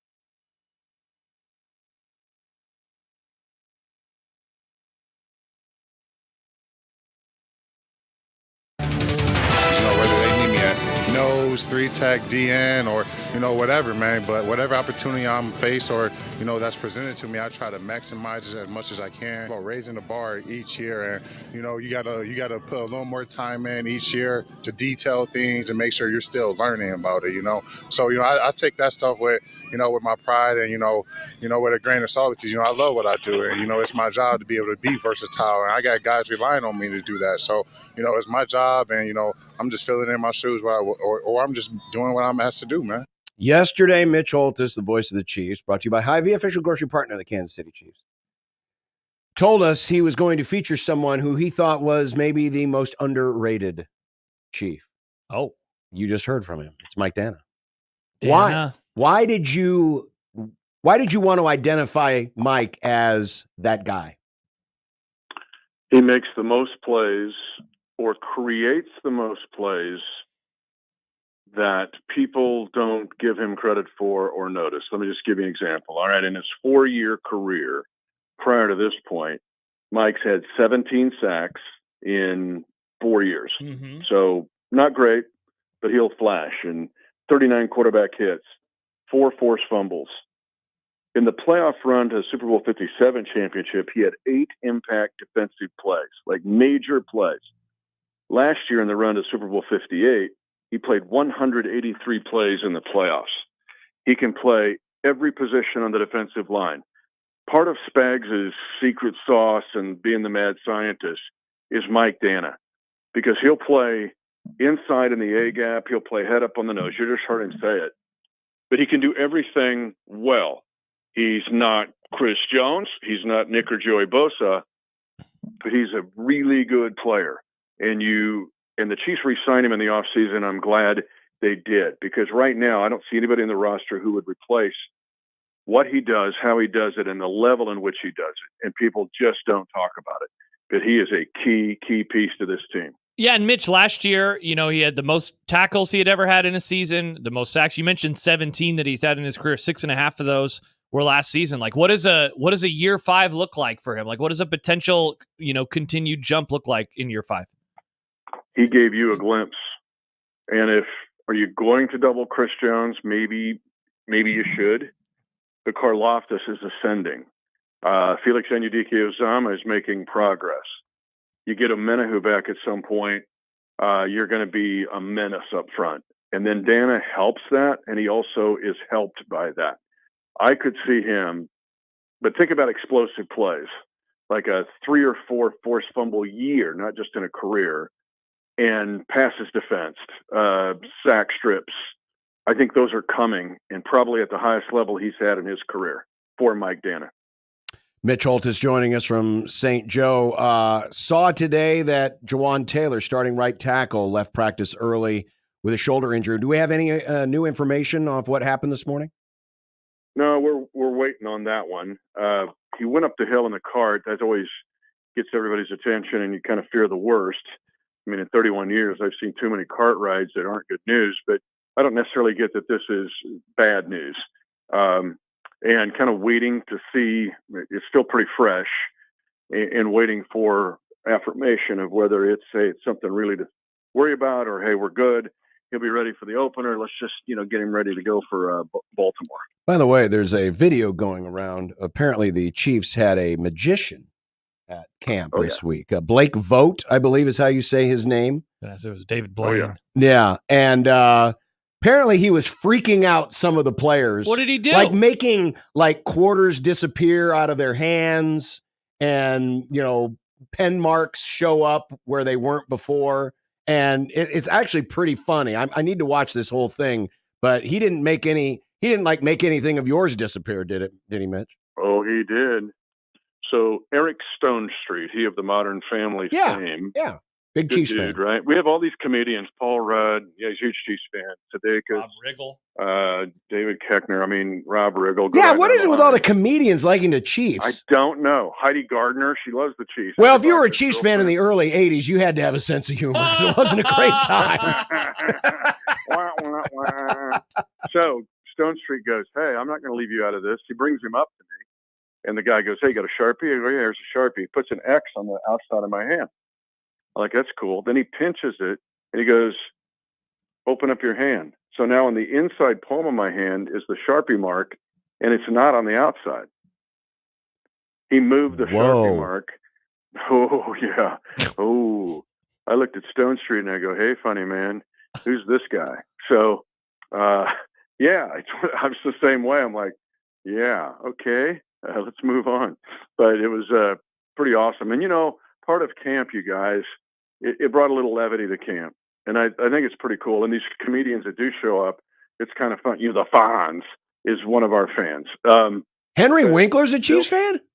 Oh, yeah. I didn't know gosh, that. Yeah. I would not have guessed that in a million years. Mm-hmm. Oh, yeah. And that now, you can have Taylor Swift, but if you got the Fonz, look out. Like the whole world's at your feet. But, 70s. it's kind of funny, though, to have that guy come in and have a ha-ha. It was good. Actually, perfect timing because everybody's kind of getting cranky. And so I gave him a chance to laugh a bit. All right. Sadly, the Vikings brought in a magician into their camp, made a quarterback disappear. Wow. I feel bad for those guys. I'm sorry.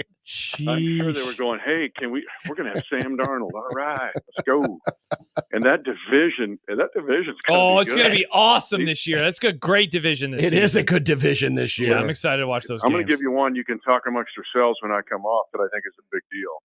Is that division, when you look at the three top teams, because the Bears are they're going to swing away. These guys we play Saturday afternoon are really good. No weaknesses as I look at them. And then I think the Packers are going to be really good, and Jordan Love's the real deal. I mean, he was awesome against us. All right.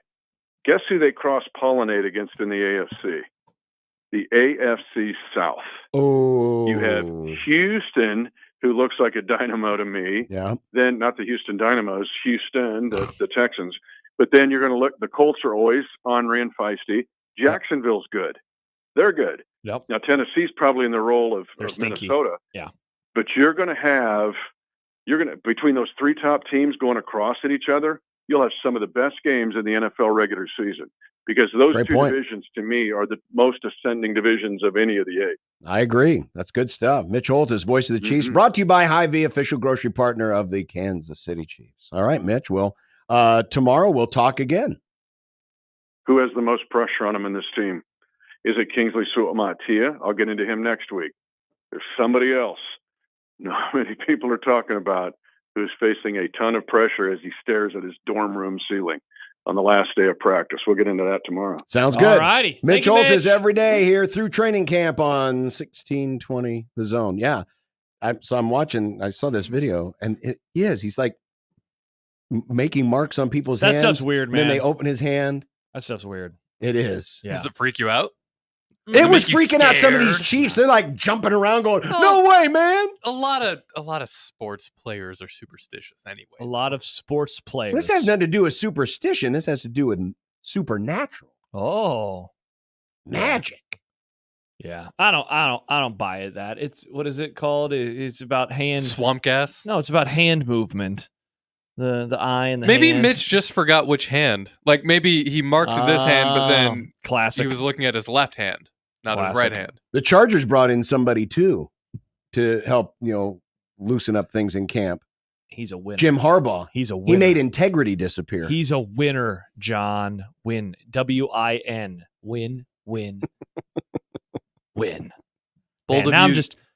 Now what? What are you going to say? Bold of you to say that when Justin Herbert's his quarterback. They'll be fine. I keep looking at various schedules of teams. Sure. I'm looking at the Bill. I'm just getting excited. There's no point to this other than I was just looking You're at just the getting schedule, excited. And then I'm looking at the Bills' schedule. You need to take a cold shower. Now I think I'll check out the Dolphins' schedule. They're opening up. Who's their first game? Jacksonville. Mm-hmm. That's not very exciting. But they play the Bills on the second They Thursday do. They're of the wearing year. their throwbacks that game too. Hell yeah, they need to make those their full-time They uniforms. should. The Dolphins and the Broncos need to go old school all the time. I want to see the horse D, and I want to see the tan Dolphins with the little pissed off dolphin guy. Nick, did you realize? So, we have talked about it before, but you're playing at Green Bay on Thanksgiving night. It'd be very chilly. Yep.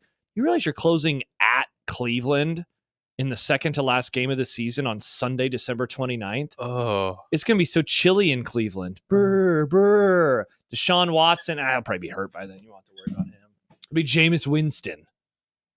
Well, just remember, Viking fans, if you want to just get an early start on drinking your season away, do so tomorrow at Monolithic and do so for a great cause. For a great cause, because $2 from every full pour will go directly to my fundraiser for St. Jude and the ahead of the 2024. Yeah, the money's going to St. Jude, not to Josh. Not to me. How about this, too? Tomorrow. That's important. I didn't mention this earlier, but tomorrow is the return of an IPA that I helped brew called Race Day. Race Day IPA. This is one of the top-ranked beers in all of Nebraska. No, it is the top-ranked IPA on Untapped in the state of Nebraska. This beer rocks, and it's back tomorrow. How many votes? It's I think over 100 check-ins somewhere in there. Really? So you know 100 people? Nick, you stop. Are they going to make Don't this? Are they going to sully make the this? name Are they going to of- make this a permanent? It's just whenever You did write down the recipe. we I wrote, hope. we recreated it. It's the same. It's the same recipe. But but I'm saying, we have the recipe. when you first developed it. The head brewer has the recipe. I just am. You don't have So the he recipe. won't let you No, have the recipe for your own beer? There's a lot of science that goes into it, Nick, and I don't. And as we know, Josh and science is just I don't like know milliliters. not handshaking Science, emoji. bitch. Yeah, it's like the magnets. That's what happens with me in science. Yeah, I know about that. But yes, Race Day IPA. It's awesome, and that will be back tomorrow too. I cannot wait to have a glass. So the brewery opens at 3. Josh will be 3 there o'clock. after the Grum, and there'll be some other raffle items. Yes, I should have wrote down. Great raffle. Here, you know what? items. I actually did write down the list. So we will have tickets to a Creighton men's basketball game and parking, courtside seats, incredible donation. We will have $250 gift card to Home Field Apparel. Tanner's has been incredibly generous. Tavern 180, Moolah, cheeseburgers. They have a gift card and a prize pack. A couple of them, in fact. Nice. Kookaburra Cookies, Eli Vedrill's cookie company. Oh, I love actually those cookies. purchased a sleeve of cookies that I will also have tomorrow, but we are giving away a gift card to Kookaburra. Fleet Feet has donated a prize pack. Cross Strain has donated a prize pack. We have an NSAA prize pack to go watch some high school sports. Jimmy John's gift cards, a Coca-Cola prize pack, and Javi's. And I think that's it. We have so many great prizes. It's a lot of stuff, Yeah. and all the proceeds go towards St. Jude as Josh raises money as part of his run in the Chicago Marathon. So that'll be tomorrow at Monolithic, opening at 3. Yes. $2 from every pour tomorrow from Monolithic will go to the St. Jude Fund. So please check it out tomorrow at Monolithic. Yeah, and someone just asked address 4915 North 120th Street. It's just south of 120th and Fort over there. So it's been a couple restaurants prior. So if you remember any of those, it's right over there, 120th and Fort. There's a gas station near there. Gas Can't station. miss it. There will be if you tell people it's near a gas station, that could be anywhere. Yeah, There's a lot of gas but stations. You should know, Mr. Fossil Fuel. The gas station combined with the information Josh gave, I'm helping. Yeah, 120th and Fort. It's a landmark, John. Go over there just south of 120th and Fort. You'll see a lot of cars. Yeah, looking forward to getting there after work tomorrow. The happy hour, which is on Wednesday, a thing called Dumb Debates. Let's do it. Coming up next on 1620 The Zone.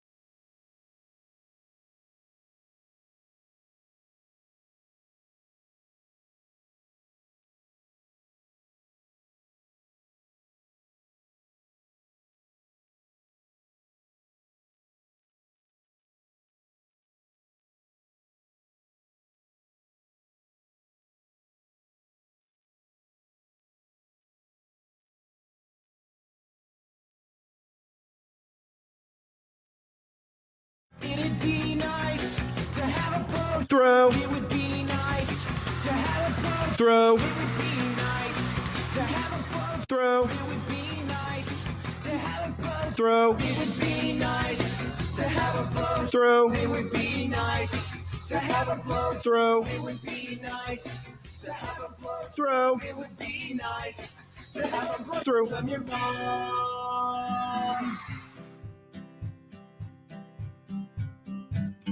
Listeners are not to, we did anyway, dumb debating. John's computer sucks, Macs are the only way, dumb debating. Fullbacks are running backs, hamburger steaks. Josh is too dumb to eat a cupcake. Mayo in a vase. Does John like Nebraska or Creighton? Just three radio hosts on air, dumb debating.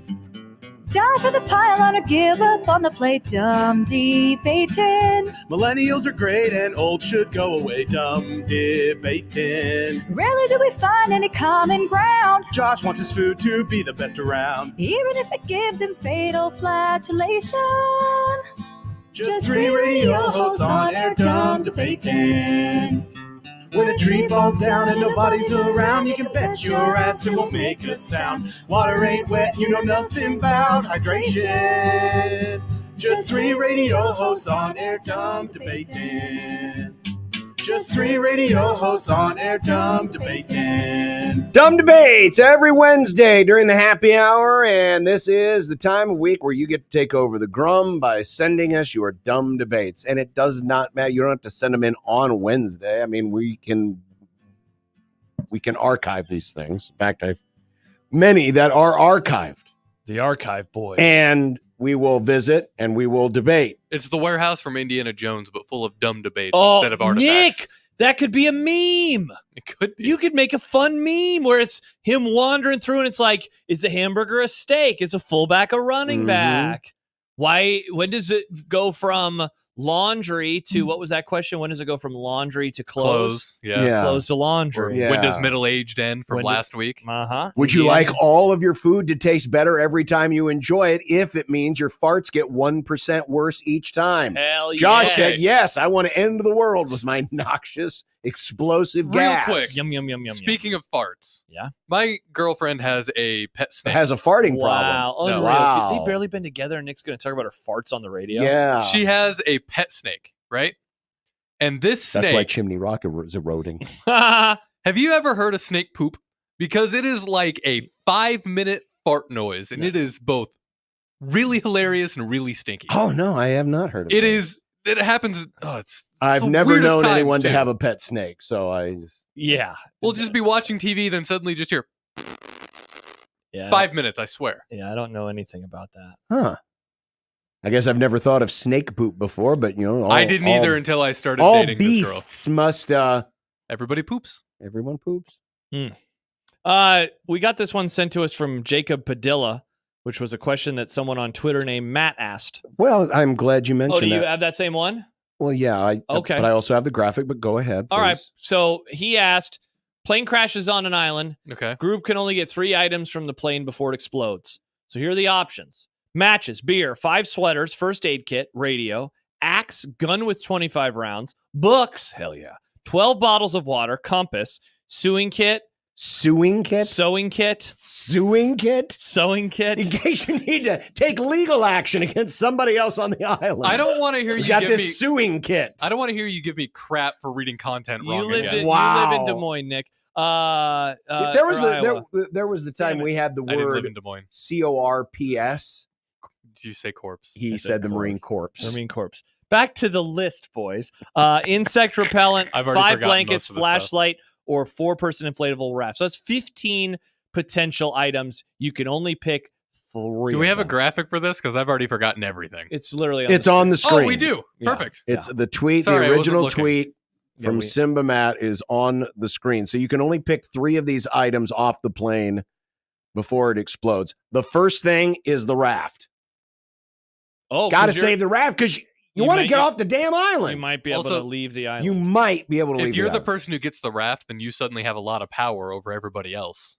It's a 4-person raft. You can choose 3 other people you like. So 12 bottles of water is probably the next obvious one, right? Because at the very, I mean, you're going to need it, and you can probably find something to drink on the island. But if you land on an island, I assume it's salt water, so you need water. Insect repellent might not be bad because malaria. I mean, are the 12 bottles of water really going to do you any good? If they're gonna delay. You're going to run out if you're on the island for any length of time. That's kind of how I feel about a lot of these items, right? That's why you need the raft, because at least that's the one thing that might save you. What about the first aid kit? That's an important one. I don't know anything about first aid kits. I wouldn't be able to do anything. I mean, there's Band-Aids, there's creams, there's bandages. There's creams. There's a part of me that thinks the 5 sweaters option is actually a pretty solid one. Because at night you'll probably get cold. You get a little chilly. If you get the sweaters and the sewing kit, you can make other things. You could make a parachute. You can make a sail for the raft. Don't know if you could do that. Do you need matches, though? Eventually you'll learn how to create fire like Tom Hanks' character. I have made fire. But before then, you don't know how to make fire. Matches are important because then you'll cook. You don't want to end up like Sipple. It's true. You got to cook your food. Well, now, are they specific about the radio? What kind of radio are we talking about? That's a great. It's an can you AM listen radio. to 1620? Our signal definitely does not get out to this island. If you take the, But if it was a CB radio or a communications radio, not a receiver radio, a two-way radio, yeah, it's a two-way radio, shortwave. If you take the gun over the matches, you can take the rounds apart and you can use the gunpowder for combustion, which will help you start fires. Probably better than the matches. Or you can shoot the guy who decided to take the suing kit because he's trying to sue you. You don't really need a compass on an island. Oh, I'm going to go north. That's water. I'm going to go water. East. Water. Yeah. If you're wandering, though, you might need it to get back. I guess we don't know how big the island is. Is this like Madagascar, or That's is it the thing? tiny little thing with a palm tree? If you're stranded on a desert island, it's a small island because all the big ones are already claimed. Yeah. If you get the books, you can use that as kindling too. Wow. Into book burning. Nick. Come on, man. For survival. You know who else burned books? What if all the books were copies of Mr. H's books? You know what? Well, then you should That's a burn them. conundrum. You Would know you what? burn books Mr. H might have been able to get away with it. He said, no, we were just doing it for warm. We were chilly. Germany was very The cold SA that was year. very chilly that night. They Yeah. needed something to Climate change in the 30s was the opposite. This airplane has multiple copies of Mr. H's book, and you don't want to burn it. No, I wanted to burn those books. Also, what kind of airplane is this? I don't like the people that I'm on the airplane Same airplane with. that has beer. I have a lot of questions. Well, Maybe every that's airplane you know has what? beer, Nick. Maybe that's why the Hindenburg blew up. It was carrying all those copies of We my gotta burn these. Good job. The very combustible book. That's the over, by the way. That's a late over. That is a late over.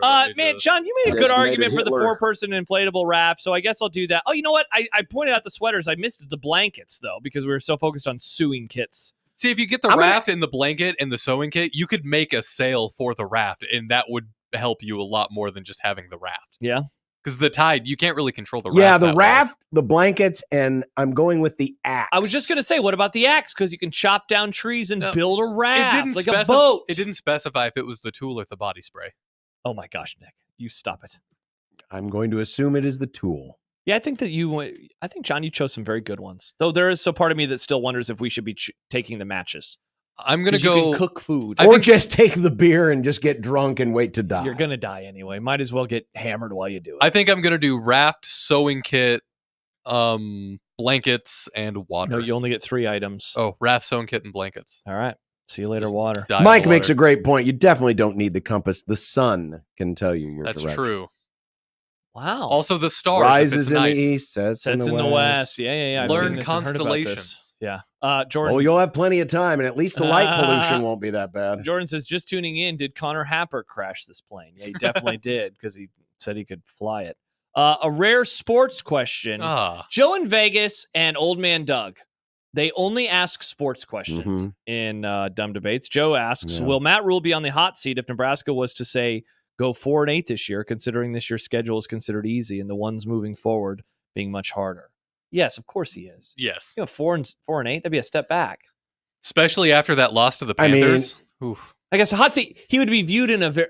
Unless it very was a negative year, way unless by it the- was a year where they got decimated by injury. He'd be viewed in a very negative way by the fans. Does that mean Absolutely. that Dannon is going to consider firing him? Definitely not. Dannon. But he he would be in trouble with the fan base. And God, those overreaction shows would be a tire fire all year long. Yes, they would. I got a fun one from Okay, Oscar. okay. What is something a childhood friend had that you immediately knew the family was rich? And he gives an example where he says, for me, it was a basketball hoop with a plexiglass backboard. Oh. That is an excellent answer because most of my friends growing up didn't have that. And so occasionally you go to someone's house and it was like, whoa, you have that?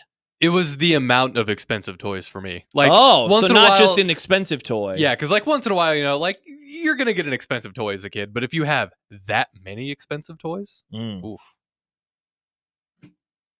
So the question again was, so you go to a childhood friend's house, they Right. have something there, and you're like, dang, they have more money than my family does. Legos, actually. Legos is a big one. They have Really? a lot of Legos. Yeah. So Legos his are example was a expensive. plexiglass backboard on their basketball hoop. Because like for me, we had the hoop that had like this, you'd put the sand in it, and it wasn't a plexiglass. It was like one of those, where it made a noise, and you couldn't really work on your backboard game because it didn't respond anywhere near like a plexiglass one did it at a gym, for example. I mean, this is extremely specific, but I had a classmate whose father was in the car business, owned a car dealership, Mhm. and they had a big house, and they had a jukebox and a stand-up video game in their basement. Whoa! Oh, This is like in the 80s when a full-on arcade machine. Yeah, when the only places you found those things were in an arcade. Yeah.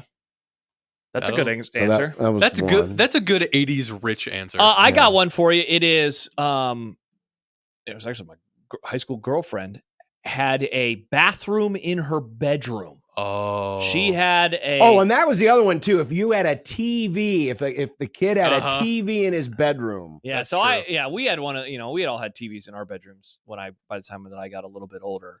But if you had your own bathroom in high school, I was like, whoa. for a short period of time, That's it was if you sweet. had an Atari, but then everybody got an Atari. Yeah. Then even mine, like I was gonna say Xbox. Like, well, no, because I had consoles. I didn't have the Xbox. I had the GameCube. Yeah, I which mean is that cheaper, but- that would be part of the answer is if you had one of the video game systems, but it was earlier than other Mhm. people did. Yeah. But I always looked for like, different things that would really explain like, oh wow, that is you guys live in a nice home, Mhm. or a bigger home, those types of things. Also, I always felt like the friends who had more money, the house you could always like it was just a cleaner. It was there was more room for things and it was cleaner. Mhm. Because I knew some people who had people who literally cleaned the house for them, Mhm. and so it's like, oh, your guys' house just a little cleaner than other houses that Yeah. I've been to, not as messy. Boss Rob says, what era from your past, grade school, middle school, high school, college, contains your go-to music list? Ooh. College. Well, I guess is it the bands from that era or like when I was into music? Well, I think it's like the songs. But do they have to have come out from that era? Yeah, like, so songs. Oh, So okay. in which era? So this is weird for me because when I was in high school, instead of listening to a lot of the screamo emo stuff, I listened to a lot of '90s. I went. Yeah, I was full gonna of say, grunge in for high me it school. would be like the '60s. But so if I were to go with my favorite era that I can actually remember, Well, but- like new music coming out of, Yeah, because this That? is new music. I don't know, probably the early 2000s. Then because I was into it in the middle and high school. I guess mine would be middle school because that's when I started to fully get into music. So that's when we I became of music. Yes, because that's when I started discovering like Vampire Weekend and MGMT. I would like to all go those through bands I my like now. phone and Check out I the- don't have them cataloged by year, but figure out which years are most represented, and it's somewhere between middle and high school. It's one of those two, or it might be like that dividing line between, because in Fremont we didn't have middle school with junior high, so 7, 8, 9, and then high school was 10, 11, 12. Mhm. But I bet those years between 8th grade and 10th grade Mm-hmm. are probably the peak. That would be my guess. It's either middle school or high school. Yeah, it's just because you're getting older, right? So you're Definitely not college because that's Kurt Cobain and we all know the he sucks. 90s. John, what a great But he's era. gone now and he can't hurt us anymore. Alan says for Josh and I has to be MTV Total Request live music. Yeah, I didn't really watch a whole lot of MTV as a young. But God, we watched the crap of but that. that But era, that's back when they actually played the music videos. Yeah, that era of music definitely. They still played music videos when I was in middle school. A lot of the music videos that came out when I was in middle school and high school were great too. Didn't they only play music videos on MTV though, like overnight? Well, I didn't. That's what we're talking about. We were talking about it on MTV. Yeah, not music videos in general. They did play them in the morning. It was around 7 or 8 is when they kind of stopped doing music on MTV. But I watched Fuse a lot because that was more alternative. Do they rock still make videos. music videos? They do. They do. I like music videos a lot. I don't listen to music, so I got nothing for you. I didn't know. That's why I asked. By the way, talking about how did you know a friend was rich? Jordan says for John, it was if someone had a shower. Nice callback, Jordan. Everybody had their own rag. Mark says swimming pool, by the way. Oh my gosh, yes, good one. That's a very good one. Not just like a stand up in pool. ground. The in-ground pool. Yeah, I because I didn't know anybody that had an in-ground pool. I knew a few friends who had an in-ground I pool. did not know. I didn't know anybody. It's so nice because you didn't have to be around a million annoying kids. I think the reason a lot of people around me didn't is because we had the rec center and it was a town of 1,500 people. Yeah.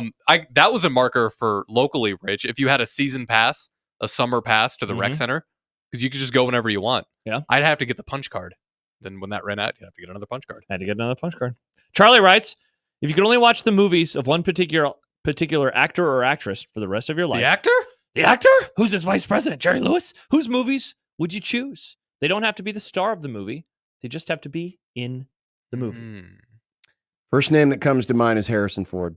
Oh, that's a very good You get pick. some franchise movies. You get franchise movies, but you get like a wide variety. You get a lot of you get a one. pretty good variety. And Air Force One. And Air Force One.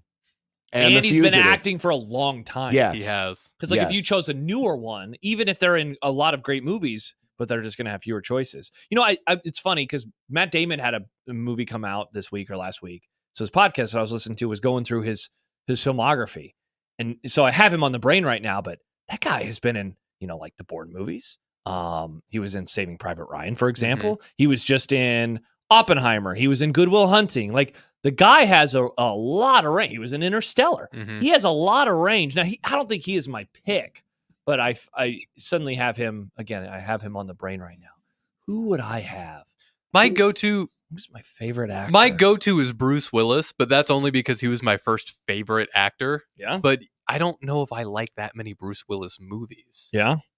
Okay, now here we go. I have looked up. These are the actors that have been cited for the most acting credits. All right. So, number one on the list, I don't even know if anyone of you know who this is, Bess Flowers. No. She was a 20s, 30s, 40s actress. Second on the list, Eric Roberts. Eric Roberts has 810 acting credits to his name.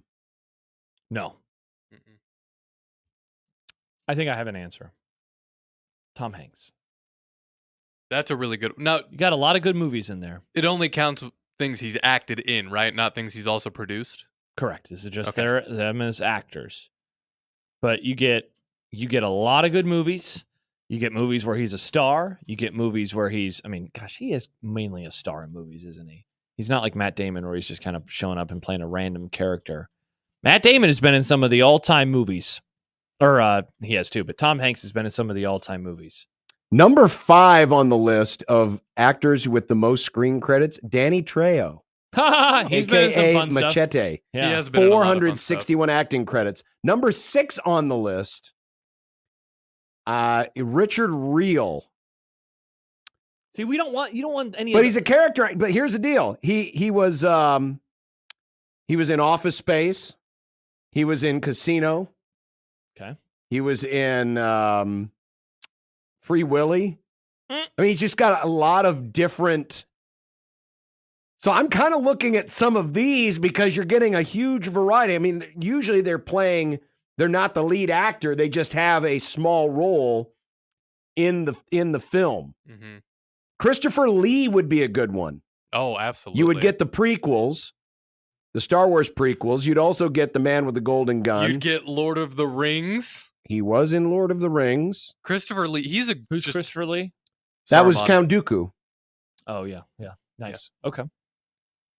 Oh, that's a really good choice. Man, there's some interesting. So you're just going with like a character actor, well, random but guy. yeah, but I mean but seriously, you gotta like but, the movies just because they've been in 100 movies. You gotta find some that you like. What about like right? But I mean, if you're in over 300 movies, there's a good chance he's probably been in a. What about what what about Uncle June? Because then you get all of the Sopranos and you get the Godfather movies. Well, actually, the answer there, Robert do you Loggia. get the shows too? Then? Robert Loggia. I'll say yes. Has been in a ton of movies. Yeah, including Scarface. Because if we get shows too, then like Mark Hamill. Here's one I might be able to get you to buy into. Sam Jackson. Hell yeah, man! Oh, you get some great movies. 215 acting credits. You get Star Wars. You get most Tarantino movies. Yeah, just watch Pulp Pretty Fiction. much all the Tarantino yeah, seriously, you movies. get almost every Tarantino movie. Patriot Games, Snakes on a Plane. That's a really good pick. Wow. Yeah, there's some good. Donald Sutherland is another one. R.I.P. R.I.P. Didn't he recently pass? Oh, wait a minute. Here you go. James Earl Jones. Oh man, yeah, you get all the Star Wars. Mm-hmm. You get Coming to America, Soul Man, Field of Dreams. Jay Scritaz says Denzel. Denzel's been in see now that's going for the more star-driven vehicle, but you here's get a another lot good of good answer. ones. Here's another Patrick good answer. Stewart. Michael Caine. Oh yeah, you get almost all the Nolan movies. And then, In all movies. Well, multiple people have mentioned Clint Eastwood. Eastwood's been in a lot. But again, of good just movies. acting, but still, yeah, you get a lot of stuff. What about Patrick Stewart? How do we feel about that? You'd get X-Men. You'd get all the Star Trek movie. Well, a lot of the Star Trek movies. I'll give you one more. Okay. Anthony Hopkins. Oh. See, 151 acting credits. Honestly, I don't know how many movies I've actually seen him in. I've seen Silence of the Lambs. I've seen Hannibal. I've seen the other one, Red Dragon. You would get a Star Trek movie. I don't remember which one. Elephant Man, which we probably should pick for Movie Club. Is it good? It's a very good Old movie. Man Doug, classic answer from him, says John Wayne. Nah, I'm good. Robert Duvall. Robert Duvall, that's a good one. You get the original Godfather. Actually, You know get what? Gone in 60 Seconds. I'm gonna go with Michael Caine. A lot of my favorite movies, Michael Caine just happens to be in. Okay. Who are you going with? You never gave an answer. I mean, I said Harrison Ford initially. It's a good pick, John. It's a really good pick. Because you got a lot of great movies. What about Adam Sandler? You'd have a lot of stinkers. You'd have to watch Jack and Jill. What about Will Ferrell? Will Ferrell would be pretty good. Actually, the correct answer is Peter North. Do you know who that is? Oh, Nicholas knew who Peter North is? Bet you can guess. No. Peter North. Oh. Come on, Nick. Wow, Gen Z. Does Gen Z not know about Peter North? We don't really have porn stars now. Well, like there's some, but most of them are OnlyFans and TikTokers. Wow. Kevin says Michael. I mean, that's a huge variety of movies. Yes, and they always end the same. they always have a happy ending. Kevin writes Michael Keaton. That's not bad. That's not bad. Yeah. We just had a caller who said Christopher Walken. Oh, he's in some Tarantino and stuff. some music videos. Don't need. I think those, Christopher Lee's a really good pick too, though. Yeah, because Nick gets the Star Wars and the Lord of the Rings. I get both things that I like. Also, really good dramatic actor. Lance says Gene Hackman. Ooh, Gene Hackman was in some good stuff and a lot of different stuff. Oh wait, that's the one that I just read. John, do you have any more? Yes. Let's see. Not using that one. I have one from Kev. All Would right, you go. rather argue with your significant other from the top of an escalator when they ride up in front of the crowd, or argue in an elevator with one awkward bystander frantically pushing the next floor button? Yeah, so is the purpose of this to argue and to make them uncomfortable? Because if that's the answer, the elevator one Yes. is way more But uncomfortable. the one at the top of the escalator, you're in front of everybody who's in the vicinity. I don't think the goal is to make people uncomfortable. I think it's just whatever you would. I think it's about your comfortability. Well, if you'd be embarrassed that it's you're what having a fight. It's whatever the argument is about. Yeah. And winning that argument. I'm going to go elevator because that guy could probably get an amazing story out of that to tell his friends. That is true. Mike, going back to the previous question, Robert Downey Jr. covers a lot of ground. Ooh, I was thinking about that one. Yeah, because again, there was another person that someone mentioned. Oh, it was that Samuel L. Jackson. With him, you get a ton of the Marvel stuff. Yeah, and if you're someone who likes that, you get one of the characters in one of those movies, and you can cover a ton of stuff. Robert Downey Jr. definitely gets you a lot of different types of movies, and you get, again, if you like the superhero movies, then you're going to get a ton of those too. Sam Jackson is also really... I keep flip-flopping so much. There's so many good Severe ones. says, isn't Tom Cruise the best answer? Tom Cruise has been in a lot of movies. Yes, he has. You get all the Mission Impossible movies, which all except the second one are great. Mission Impossible 2 sucks. You get some movies that I haven't seen from the 80s, but you get Rain Man, which is we did that, a movie club. Very good movie. Yeah, Bill says, Tom Cruise, he might be crazy, and I wouldn't call him my favorite actor, but he's got a wide range, a large filmography, and some of my favorite movies, including Collateral and The Last Samurai, fall under this category. You really do need to... This does turn into a quantity over quality situation because you're not going to want to run out of things. You need the best balance. You need the best balance. Which, again, you go with someone who has the biggest package, and that's Nice. Nice. See, and that's why I think Matt Damon, man, I think Matt Damon's movies, you get a ton of stuff. You get all of the Ocean's movies. You get the Bourne movies. You get Good Will Hunting. You get Let's see, Talented Mr. Ripley we did recently. You get Saving Private Ryan. You get The Departed. You get Rounders. The movie about Mars that I can't think of the name of The right Martian. now. The Martian. Thank you. You get Oppenheimer. There's a lot of different types of stuff in there. Does Team America World Police count? Yes. Yeah. You get Team America. Why not? Matt Damon. Exactly. His Kevin Smith movies, as Wade points out. Exactly. He was in the Kevin Smith movies. Oh, was he? He was in a couple of them. He was in one, John, cover your ears, made fun of Catholics, called Dogma. Oh, very that's right. funny movie. They never played Dogma. They used to play it on Comedy Central a lot. Very funny movie. I've only seen it once. Yeah. We could watch that for Movie Club, but John, I don't know if he'd be allowed We should to. watch it for Movie Club because I think it is a good... I remember people thinking fondly of that movie. It began with, it had a title card at the very beginning, and, you can't stream Dogma. Yeah, I think it's hard to find. Can't we just watch the opening ceremonies over again? Nice, John. Very good. Watching Gojira. John, I thought you would have liked that. It had a beheaded Marie Antoinette. Yeah. It was the damn Olympics. I didn't give a You crap. hate the French, though. Wouldn't you love to see a beheaded French person? No, not really. You would have loved the French Revolution. Paul says, what about Brad Pitt? Brad Pitt's a really good one. Yeah, again, you get a wide variety. All right, that was Dumb Debates. That's what you get. Wow, what a segment that was. That's what you get with Dumb Debates. Let's see, still to come. Are we doing the run and wrestling? Oh my God, I forgot about run and I figured wrestling. that you would. Oh, wait, never mind. It's not called run and driving. You haven't told me at all about this thing that happened on Sunday. I figured that you were going to tell me about What it. thing on Sunday? Wasn't there a fight in NASCAR? Fight? No, there wasn't a fight, but there was a follow-up to that. Okay. I'm stunned that you haven't told me. Well, then, I was waiting. I didn't do any Well, research. there's a follow-up to that story. All right. Maybe we talk about that. All right, 1620 The Zone.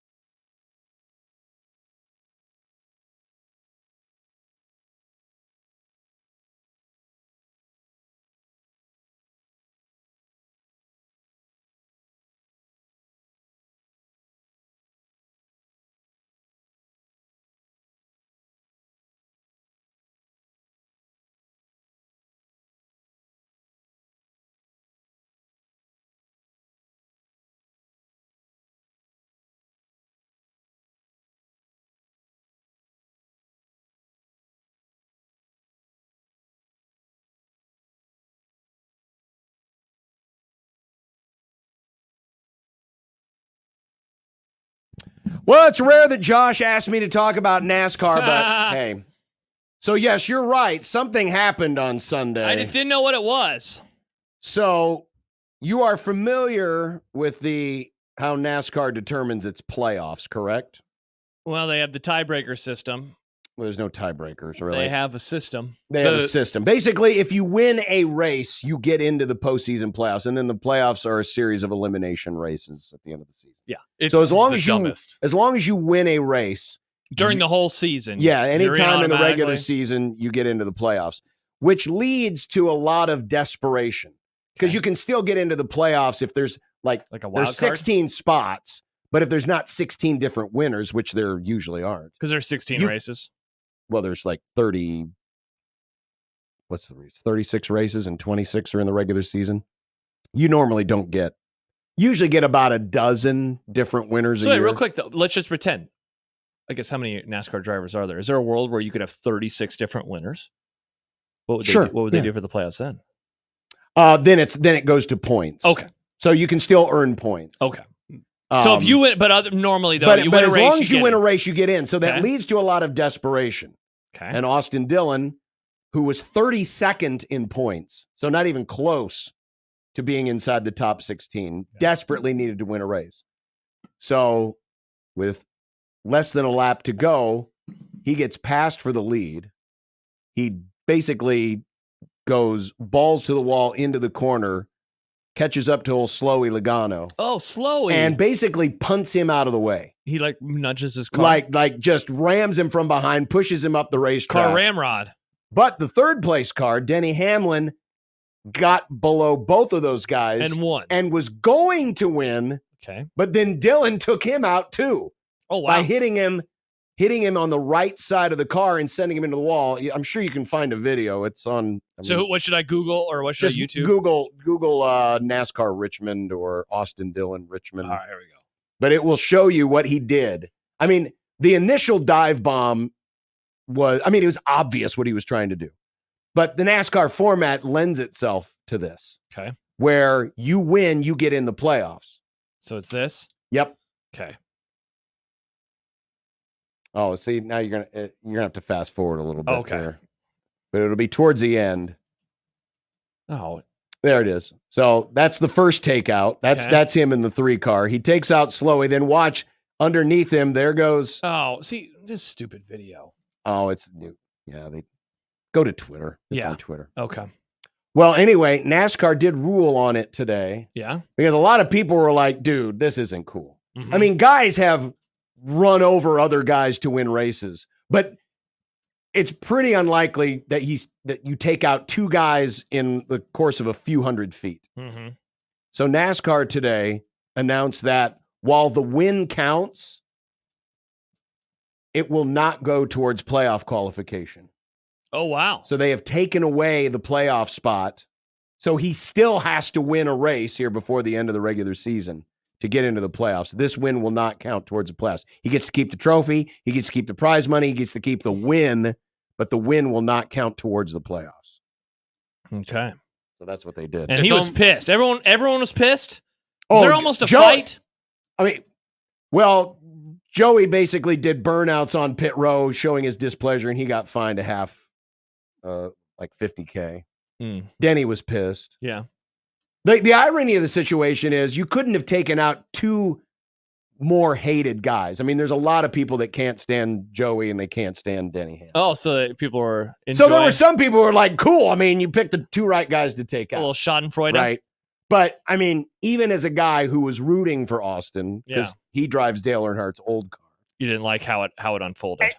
I mean, it was obvious what he was doing, but the NASCAR format of double file restarts, overtime format, which this was an overtime finish, because the last yellow flag came out with 2 laps to go. Dillon was going to win the race. He was walking away. Mm-hmm. But then the caution field bunched up the field, led to the restart. That's how Logano got around him and led to the accident. I always forget how many takes Nick has about NASCAR, even though he doesn't watch it. It's because the playoff system is dumb. And the only reason they did it is to try to bring more people into the sport, but it alienated the other part. Well, it was to compete with the NFL, right? Right, which is because dumb. everyone's got playoffs. NASCAR used to determine its champion by a simple point system, Which is You what get so all many- racing should be. Which is, that's what a lot of people do. It's not that hard. All racing should do that. And then NASCAR going to the heat system is also dumb because the appeal of it was an endurance race.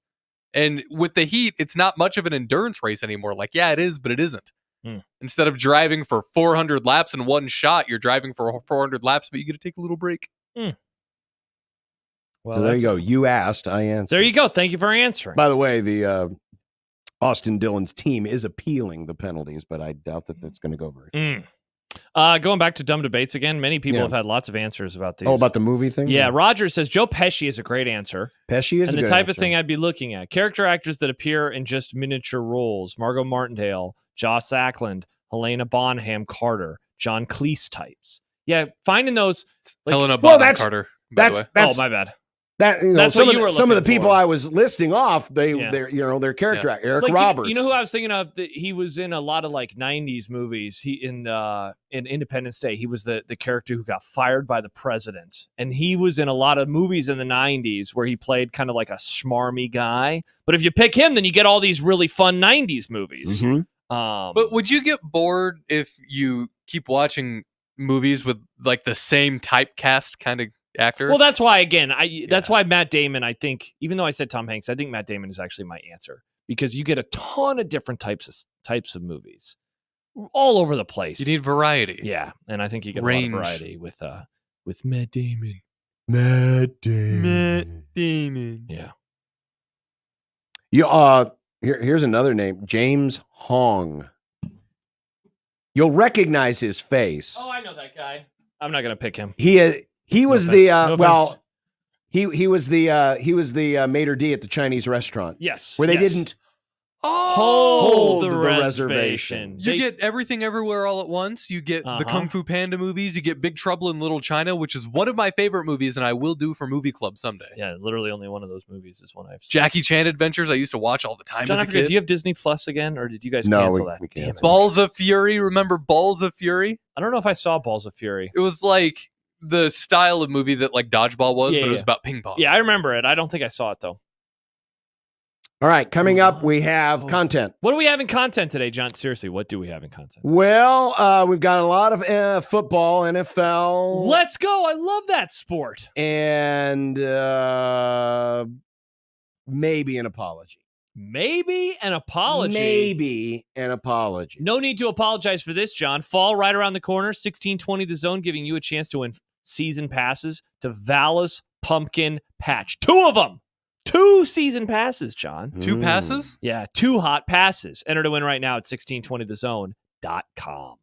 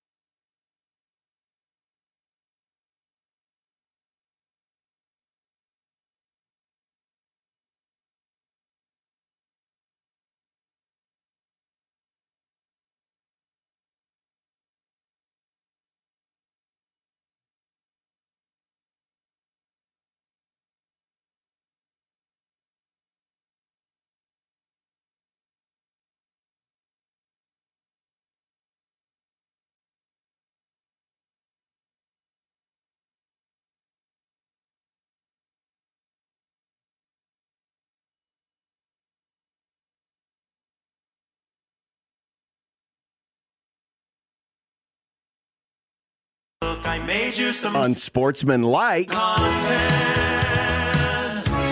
Unsportsmanlike content. Unsportsmanlike content. Content that's unsportsmanlike. Okay. Just learned that someone on TV is still alive. I thought he had passed away. So this is good news. Russell Wilson? No, not Russell Wilson, the guy talking. Sal Palantonio? I thought he had passed. Are you confusing him with Chris Mortensen? No. I thought he had too. Well, he has. No, Sal Pal hasn't. No, you said him too.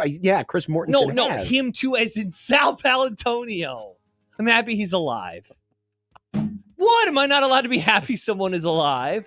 Interesting, John. It depends on the person. Interesting. Well, I can Who tell else you. are you happy or sad is dead or alive? I'm not going to answer that question, Nick. Not going to answer, Nick. Not answering the question actually says more about you. Have you seen this? Have you heard about this? A Gophers fan named Dan the Gophers fan man, put together a scenario where 9 Big Ten teams finished the season tied at 7-2. 9! Nebraska was among the group with losses to everyone's favorite sleeper, Rutgers, as well as Ohio State. John, if something like this were to happen, how do you think you would react? I am not the kind of person that would say, I told you so. Oh. But I told you so.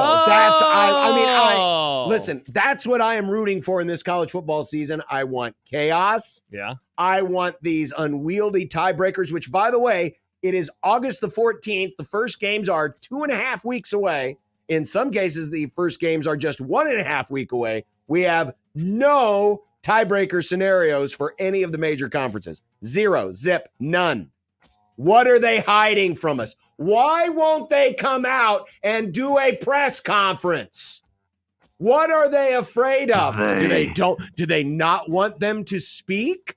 What is it? Do they not trust them to speak? Can the conferences only work off of a teleprompter? Freedom of speech. For someone who doesn't participate in political discourse, you sure do know the talking points. First Amendment. Of one specific side of the aisle almost all the time. I'm just asking questions, Josh. You are. Where's my answers? I believe you said a month ago that you think it's a game of chicken right now. Yes. Did you not? I think you are correct on that game of chicken. The games start. 17 days from now is when things really ramp up. But there will be games in the days before that, too. They have to tell us before the season. There are conference games in week 1. The ACC, for example, has a conference game in 10 days in the Aer Lingus Classic, which is a thing that I'm allowed to say on the radio. Sad news, boys. Sad news. Have you seen this? Have you heard about this? Former Michigan coach Jim Harbaugh will no longer serve as honorary captain for the Wolverine season opener. According to Sharon Moore, Sharon Moore. Harbaugh said... Call him Cheater Jr. He wanted to remain focused on his first Chargers team and not take away from the 2024 Wolverine squad. Looks like the woke mob and cancel culture did this. Pretty disgusting, isn't it? Yeah, I would agree, John. I know you will agree that the woke mob came for Harbaugh, and they didn't want him there because of his views on abortion, and they didn't want him to speak. This is amazing that it took until now that they were going to go through with this, but then the whole whatever happened recently. Again, with it's the NCAA. arrogance of Michigan. A great school. It is the arrogance of Michigan. They have become the meme that they always said, "Oh no, we're not like that." They have become that. They definitely have. You're not wrong there. They are so them, and that's not a compliment. Now, instead, we get the cheaters' parents. Hey, here's the two people that taught Jim Harbaugh that cheating was a good idea. Here's Mr. and Mrs. Harbaugh. Thank you for teaching us about cheating. The Frisco Niners are reportedly a phone call away from putting off a trade with Pittsburgh to ship out Brandon Ayuk. But the Frisco Niners also want to keep the disgruntled Ayuk. Why is this usually buttoned-down franchise so schizophrenic over the situation? Well, this is what happens when you're dealing with the most diva-esque position in football, maybe in all of sports, the wide receiver position. And these folks, I mean, they think very highly of themselves. And listen, they're very valuable. Very valuable. It wasn't that unusual. I mean, running back used to be that position back in the day, but now it's the wide receivers. And listen, Ayuk's a big deal. He's a big part of what they do. But if they don't want to pay him what he's worth, but they still want to keep him, I mean, at some point they've got to just poop or get off the pot. I think that's what it is. I think that they really want to keep him, and I think that they're doing everything they can to not have to get rid of him, because he is, as good as Debo is he's a Swiss Army knife. Brandon Ayuk, a lot of people believe that he is the better pure receiver, and I tend to agree with those folks. You trade him away, and it changes the outlook for this season. Like, their window might be closing. Whatever, like, this iteration of the 49ers is, it's not to say they can't win a Super Bowl next year, the year after, but they're going to have to do it in a different way. So that's why I think that we still don't know what exactly is going on, because they don't want to get rid of him. Why would you want to get rid of Brandon Ayuk? He's a great player. They don't want to get rid of him, but they also don't want to pay him. That is definitely true, too. The Patriots' new Bill Belichick has some very old-school thoughts on preseason football and who plays. You don't fight in a real game. When you fight in a real game, you get fined, you get kicked out. It's the same thing here. And look, my message to the players, if you get in a fight out here, if you're a starter, you're going to play the whole preseason game. If you're not a starter, you won't play at all. And so that's kind of my mindset with that. What do you think of head coach Hellman Mayo's idea? It's a hilarious idea. It will not happen. He will definitely not do this. It's definitely a funny thing to say, though. And it would be quite the punishment, especially, like, he would never do it with the starters because that would be stupid. But doing it with the guys maybe on the cut line, I mean, that is a real punishment that you could deliver to them. So maybe he would do it to that side, but definitely not the starters. I mean, that'd be asinine. Of course, the irony would be if one of those guys on the cut line ended up playing well, and that was the reason why he kept his job. Yes. Was because he had to play the entire preseason game and actually had a great game. Just a warning for everybody about to listen to this part. I'm about to mention 3 extremely problematic things, maybe 4. Oh, interesting. Micah Parsons. Oh, wow. There's one. Is certain that CeeDee Lamb. What did he do? Will play in the opener versus the Browns. Yeah. Josh. Nick. Are you nervous? Come on. A lot of problematic in that. I am certain as well. CD, what did CD ever do? Wasn't he trying to, like, kill the quarterbacks whenever he would try to sack them? No, CD Lamb is a receiver. Oh. Was he trying to kill the ball when he caught it? What the hell are you talking about? The Cowboys. I just assume they're all problematic, Josh. Nick. I don't pay attention to them. I have very much appreciated you getting into sports. Except for Christmas Eve of last year. But what are we doing? CeeDee Lamb tries to kill the quarterback? Nah, he'll be playing week 1. Remember that guy Ricky? Ricky tweeted about it a couple of weeks ago. And yet nothing has happened. Hey, amazing. Scott Frost said they were closed for like 4 years. I'll give Ricky the benefit of the doubt. It's like been 2 weeks. Team Ricky on this one. Wait, didn't you By say the way, did you see this? Did you hear about this? The Cowboys are reportedly the first professional franchise to have a value of over $10 billion. Nice. What has that brought them, though, recently? Nothing. Sadness, pain. Kick me in the nuts again, Cowboys. Yes. I thought you were going to say please daddy. Keep kicking Josh in the nuts. They will. Just when you thought you've kicked him in the nuts enough, do it at least, in the words of Barry Switzer, do it one more time. Didn't you say that the Cowboys lost the game because it looked like that Dak and CD weren't on the same page? Like somebody cheated on somebody's significant other? Yes, it did. Well, there you go. Problematic. It was a joke, Nick. It was a bit. As far as you know. Yeah, let's hope so. Well, Dak does like those sleep number beds. Yeah, he does. That's true. It's not Texas's turn in 23 teams and 25 grums yet. But the Longhorns have lost 2 scholarship running backs in the last 6 days. The latest is freshman Christian Clark. Texas has just 3 scholarship running backs healthy enough to practice. Will we be downgrading the Horns in 24? Interesting. No, don't let Nick be right. Come on. This is a little scary if you're the old Texas Longhorns. I mean, people around here freaking out about a starting left tackle. Very important, but yeah. 2 running backs down to 3. Not this great, is starting Bob. to sound like Nebraska's running back room of years gone by. Yeah, this isn't good. It's mainly not good because we don't want Nick to be correct. He just said CeeDee Lamb was on defense, and now he's going to be right about Texas for no reason whatsoever. In my defense, why would I want to pay attention to the Cowboys? Because they win 12 games every year. How'd they do in the playoffs? Bad. They did the same as the Dolphins.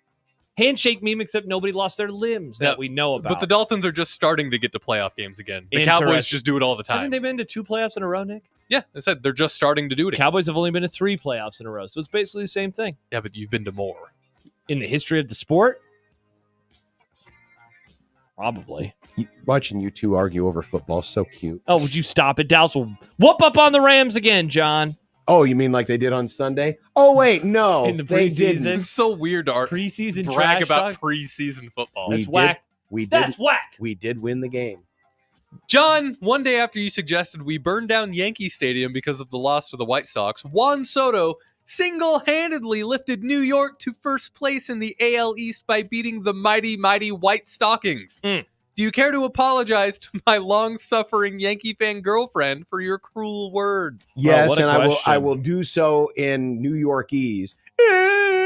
Juan Soto, he's the best of all time. He's like Babe Ruth. Do they like Juan Soto that much? I like Juan Soto. Why? Yeah, I like to watch here's the him play. problem, though, Yankees. Juan Soto did all the work. He did all the work. Congrats on winning one game. They won 1 game thanks to Juan Soto. 3 home run Juan Soto in 1 game. That's hard to do. But congrats, Yankees, for finally getting back to first place against the team that spends like half as much money as you do. Michael Severe texts in, holy bleep, Juan Soto plays for the Yankees? He does. Yes, Hell plays yeah, for the Michael. Yankees. Check out on baseball, baby. Wait till so we tell nice. him where Shohei plays. The Cubs. Have you seen this? Have you heard about this? Nebraska women's basketball released a non-con schedule, but with no fancy graphics and no postings on social media. The schedule looks, well, pretty paltry. The women's basketball team will play Omaha, Southeastern Louisiana, Southern, South Dakota in the neutral site game at the Sanford Pentagon up in Sioux Falls, North Alabama, then at Creighton, then Kansas City, that's UMKC for those of you keeping track at home, Lindenwood, Tarleton, Chattanooga, and finally at Georgia Tech. Wow. That's quite the sketch. I mean, no wonder remember- they didn't put it out on Twitter. Remember how much heat Nebraska men's basketball got for their non-conference? Something tells me that they saw that and said, yeah, I think we're just going to put this on the website and not say anything about it. We don't want to worry about the mentions. But man, if I'm a women's basketball season ticket holder, or the PA announcer. That is an awful non-conference schedule. Yeah, brand new father. Omaha is the most attractive game on there. In terms of home games. In terms of just home yeah, games. because they're obviously at Creighton. They're at Creighton at Georgia Tech. Hopefully I get to call that Creighton game. Ugh. Yeah, woof. Woof indeed. Icky. Like rooting for the Rockies, Nick. Yeah, who lost today? Yeah, they did. So they're just the Rockies. They played a baseball game, is what you're saying. Indeed. It's a day that ends in Y.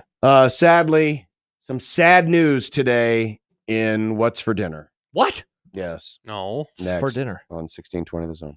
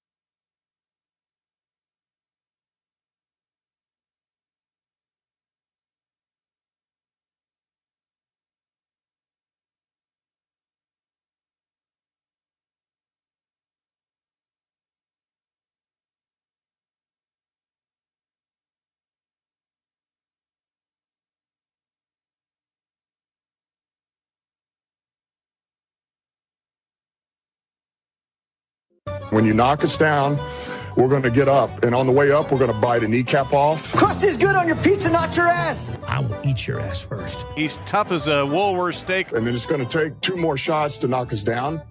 All right. And on the way up, we're going to take your other kneecap. I'm ready to hang them up, gut them, and skin them, and chop them up. You know what? I'm ready. My daughters aren't starving to death. I'll eat my neighbors. And we're going to get up, and then it's going to take 3 shots to get us down. And when we do, we're going to take another hunk out of you. Cliff, what are you going to take away as your best memory from playing basketball at Boston College? Probably just like going out to eat.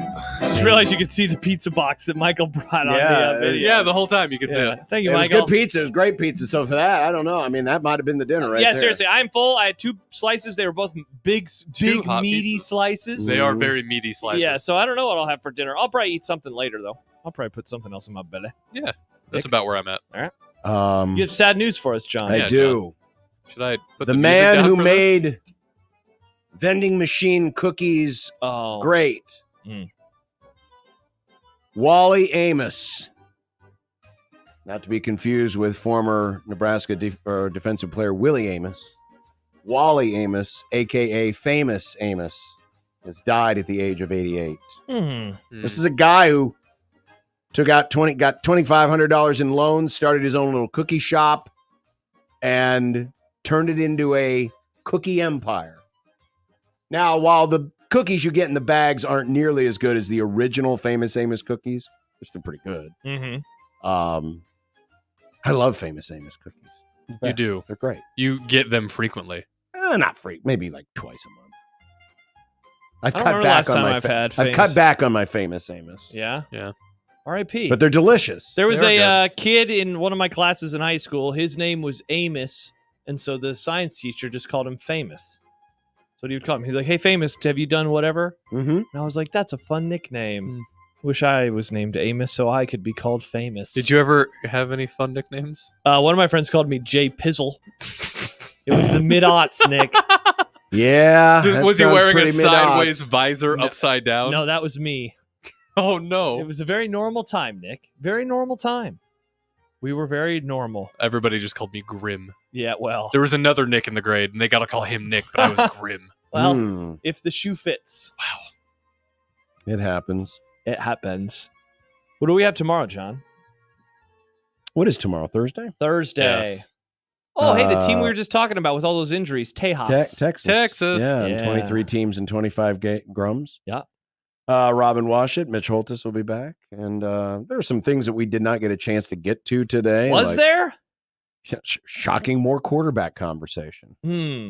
The Let's NBA see. offseason, how that's unfolding. Did not get to Max Olson's story about the transfer. Oh, portal, thank you which for was reminding me. I'll very just copy and interesting. paste that on tomorrow's prep sheet. Also, there was It's a great an article. interesting some follow up to our conversation we had yesterday regarding Matt Rule and what he told the team at the 1890 practice. Yes. About not performing to the standard when the lights are on. Mm-hmm. I got a response to that I thought was interesting. So yeah, some things we did not get to, and I'm sure there'll be other things that occur that we'll have to react to tomorrow. Perfect. I can't wait. Here on this here show. I'll say you should read that Max Olson article. My teammate, Max Olson. Oh, was he playing last night? Oh, we Yeah. never got to 0 for 3 Grim over here. But no strikeouts. That's not a positive. One of them was a fielder's choice. Can you imagine, John, Shohei Ohtani goes 0 for 3. It's hard to imagine, I know. But he goes back and he tells Dave Roberts, "But Coach, I didn't strike out." He's like, "Oh, good job, Shohei." All right, no, guys, we're grading on a curve. 3 true outcomes. Yeah. Yeah. You did. Be honest. You expected me to at least strike out, right? Did you expect me to even make contact? That's a good point. No, I honestly, okay. I wasn't really. I figured you would thinking swung about the it. bat so hard you would actually hit your head. No, Well, I'm not that To uncoordinated. me, what was more amazing was this woebegone softball team Woebegone? scored 4 runs on 16 hits. It's a lot of How runners. do you get 16 hits in a slow pitch softball game and only score 4 runs? This team is a mathematical enigma. First, it gets no hit in slow pitch, which is right, impossible, well- and then only scores 4 runs on 16 hits. The Slugs, the team we were playing, Wow, surprisingly don't call them that. surprisingly agile on defense. Surprisingly agile. Well, apparently not so much that they still allowed 16 hits but only 4 runs. Wow. Would you guys ground into triple plays or something? There was a couple doubles. Yeah, we know. We figured it out. Good Lord. All right, well, have a great All night. right. Stay safe. Talk